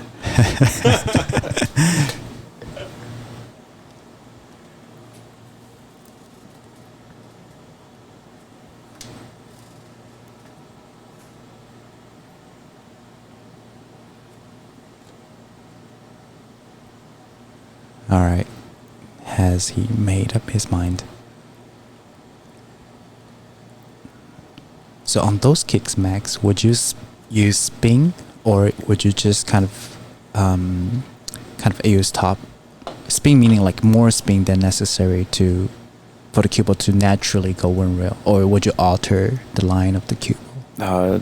Well, it depends Mm-hmm. where you're trying to hit it and what speed. Speed, angle, and spin. All right, hit a super thing. Wow, he was trying How to cut that in the is corner. it going and to? It worked out incredible. That is definitely thinner Unbelievable. than he wanted. That is definitely thinner than he wanted, but it worked out. Unless he was trying to hit it thinner. Oh, thinner, and the cue ball went even more around. Possibly, but at that speed, you'd think he was trying to hit it fuller, like you were saying, and make it. And wow, Right. that Only the that player that's knows. strong. He is kicking it with a lot of left spin too. Yeah. Wow. Well, that's tough because I don't even think you can mass it and get enough speed to do anything constructive. You might have to go 2 rails into this and shoot the 2 towards the corner and play for luck, play it into the 9. I don't know. This is There is a small gap. fortunate. There's a gap, but I don't know. Yeah. It's still to shoot it to the left on that gap. But if he can I think he can spin grab it into enough, it. Yeah. it might be good for him. Just no guarantee, since you're kind of hitting, like in this case you have to use spin, right? And there's no guarantee how much spin the cue ball carries into. I mean, how much the rail reacts to the spin with the speed. Right. You have to feel for it. And he doesn't want to scratch off the 5 either. You want to, because you don't want to hit No. the 2 so thin that you hit the 5 perfectly and scratch. Yeah. Depends on. Well, he might not be hitting at that speed. He might just be playing the soft kick bank. Mhm. Put the 2 down towards the middle of the end rail. Hopefully 5 will be helping him. What a roll Georgi got, Mhm. intentional or not, ended up pretty good. And now Lucas is the one who's trying to figure it out. And this is interesting here. Also trying to visualize the cue ball route as well. I think he is planning to kick it. I think he's determined to kick it thin. So he will hit with a lot of right and still just glaze the upper side of the cue ball from our the cue ball. I was worried about the scratch, but Wow. not directly like that. That's rough. Wow. That was the route he envisioned for the cue ball, but it is risky towards that pocket. Anytime you're going like a half a ball off a Of a hit. yeah, Wow. those pockets can be pretty big if it's in that direction. Yeah. And he had to kick it rather hard to send the cue ball down table, and he managed to did it pretty well. And if he not scratched, the cue ball would go to the right side of the table, so it would have been a pretty nice safety back. But all of those are what ifs. Well, now Lucas is just sitting there hoping that Georgi gets out of line a little bit and ends up funny on something. But yeah, giving up ball in hand is brutal. So let's see if Georgi can hold his nerve here and run the balls like he does in practice and so well in this event. He's been very steady. So far, it's no problem. It's almost perfect after 2 shots. And he's gonna have to do a little work to get from the 8 to the 9. It's not like a stop shot. Yeah. You know, so Yeah, maybe just accept the short side position. If you can get straight on the 8 ball. Alright, getting up just to change the bridge hand from close bridge to open bridge on this one. it's funny. I thought the purple was the 4. I was All the way got till me now. on that. Yeah, I was like, You'll get to use the mic, Max. One day you'll get to use it. Well, Emily gave me a set of these balls, so once in a while I get a chance to use them. Uh-huh. Thank you, Emily. That definitely helps. Oh, choose to go top. Nice. Wow. That's pretty bold.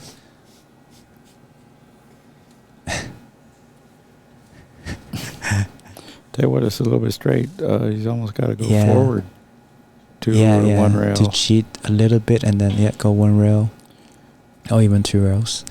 I think he likes to go 2 rail into the line of the 6. Yeah, but then you got to put more right English and there's more deflection. But he did it. He did said, it, Screw yeah. it. You don't have much. I think there's he no gets- deflection, whatever he's using. Yeah, it gets a little straight on this one. He's fine. He can do the same thing. 1 rail, 2 rail, back to the center table. Yeah, I'm thinking 1 rail, high left. Mm-hmm. Based on this angle? No, well now Now it's straighter, right? Yeah, it's hard to say. pretty Yeah. deceiving from different angles. He might pound it 2 rails low left. Go around between the 7. Oh, I mean the 8 yep. and 9. Top left is what you Wow, he couldn't Alright. ask for a better.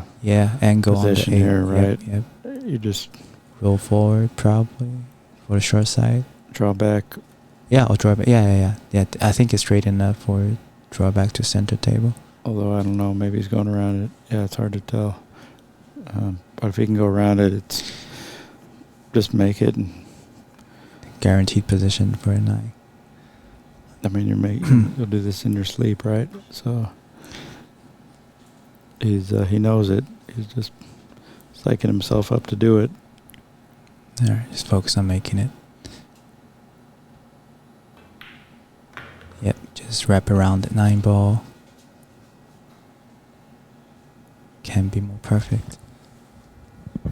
Yep, great match. Lukas almost pulled it out, but it looks like Georgi's gonna make this 9 and win the tournament. Yes! Congratulations. Great match. We'll see more Lukas out there. Congratulations. Right now it's Georgi who gets the Yeah. first place. Well, I want to thank you, Max, for joining us here in the booth. Hope you had a good time. Enjoyed the stream. We will be sticking around here for a trophy presentation, folks, so do stay tuned. But congratulations there on epic final. Georgi Georgiev wins that. And stay tuned. Trophy presentation. Thanks, Shucheng, Chao. Thanks, Max Eberle. Thanks, you guys Christian. were great in the booth. A pleasure. I appreciate it so much. Thanks, Shucheng.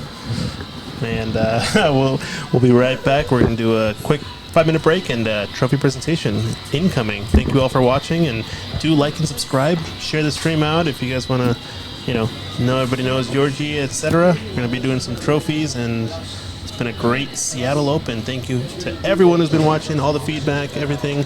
We will make this event bigger and better next year. This is only the start. Just you guys wait. We got plenty to come. Just get ready to go. We'll be right back.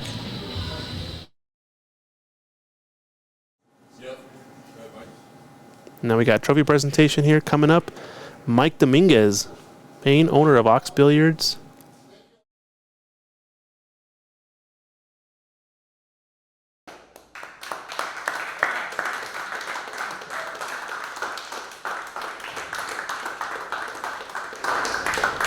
I want to first thank all the players that entered. They made this possible. They made this happen. The energy was unbelievable for the past 3 days and even a few days before then. There was a buzz from beginning to end. We had massive stories, comebacks, heroes, underdogs, and how can you not finish with a hill match? So what an amazing tournament. I want to thank Q-Tech for being the main sponsor. They really helped us out since pretty much the day we opened. So it was really fitting for them to step up and support this WNT ranking event. Same thing with Andy Cloth. Really fun to work with, really great group of people. And as you all saw, this is a really nice and fine cloth. Everybody had good things to say about it. So thank you to Andy, thank you to Q-Tech, and then thank you to Sandro Menzel for being here and taking photos. Thank you to Living Lights for always lighting the way. Mike, thank you very much. Thank you to the Zach Jonas table fitters, thank you.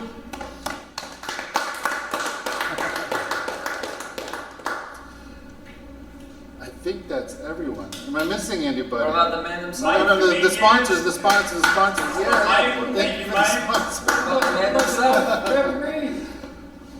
I am really fortunate to have an amazing team. So thank you to my wife, Jamie, partner as well, partner in this business. Thank you to James, thank you to Travis, and thank you to Noah for being an amazing staff that allows us to do things like this.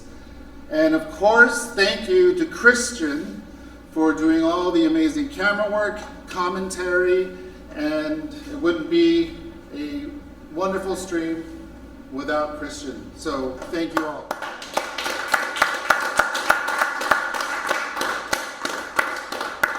And then I'd like to thank Sam Rabito. Come here, Sam. Stand up. Thank you, Sam. It's not fun being a ref. Sam has been doing this forever. He's a staple of the Pacific Northwest. We're happy to have him here as part of our team. Thank you to Lance Bromlin.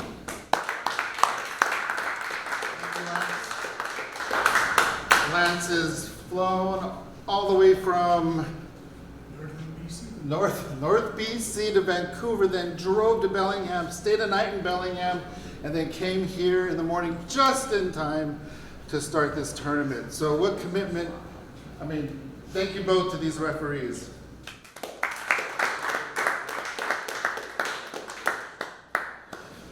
And then I want to thank the finalists, and I want to present the trophies now, so get your cameras out. If you want to take a picture. Lucas, thank you so much for attending. A wonderful tournament. Thank you for the runner-up. You guys ready? Okay, there you go. Excellent. Nice job. Congratulations.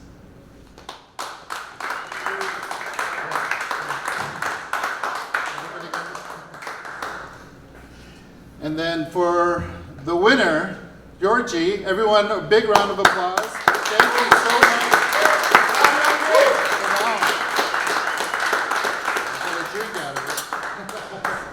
Thank you, sir. Thank you, too. Well done, well done. Pictures now? Oh, yeah. I want to do some pictures. Okay, go ahead. Yeah, okay. Okay, step closer a little bit. Come towards the light. All right. How do I like this? Excellent. Thank you. Who else do we want to do? Who wants to get in there? Anybody? Peter? Peter wants to get in. Come on, Peter. Both of them together. Yeah. And you guys step close to the table so you're in the light. Oh, you guys look great. Ready? Peter, a little closer to me. Oh, yeah, that's better. All right. Perfect. Do we want to get the refs in and do a mic and the refs? And Yeah. put you guys right Can you take one more? Oh, absolutely. Just friends or something?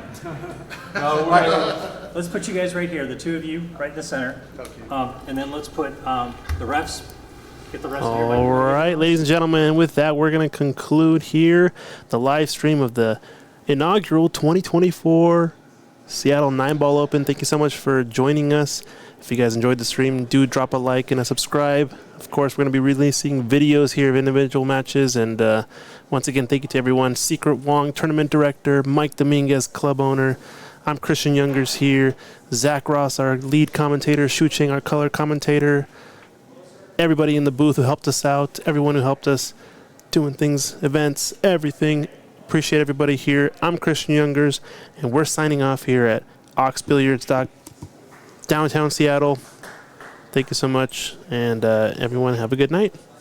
We'll see you soon.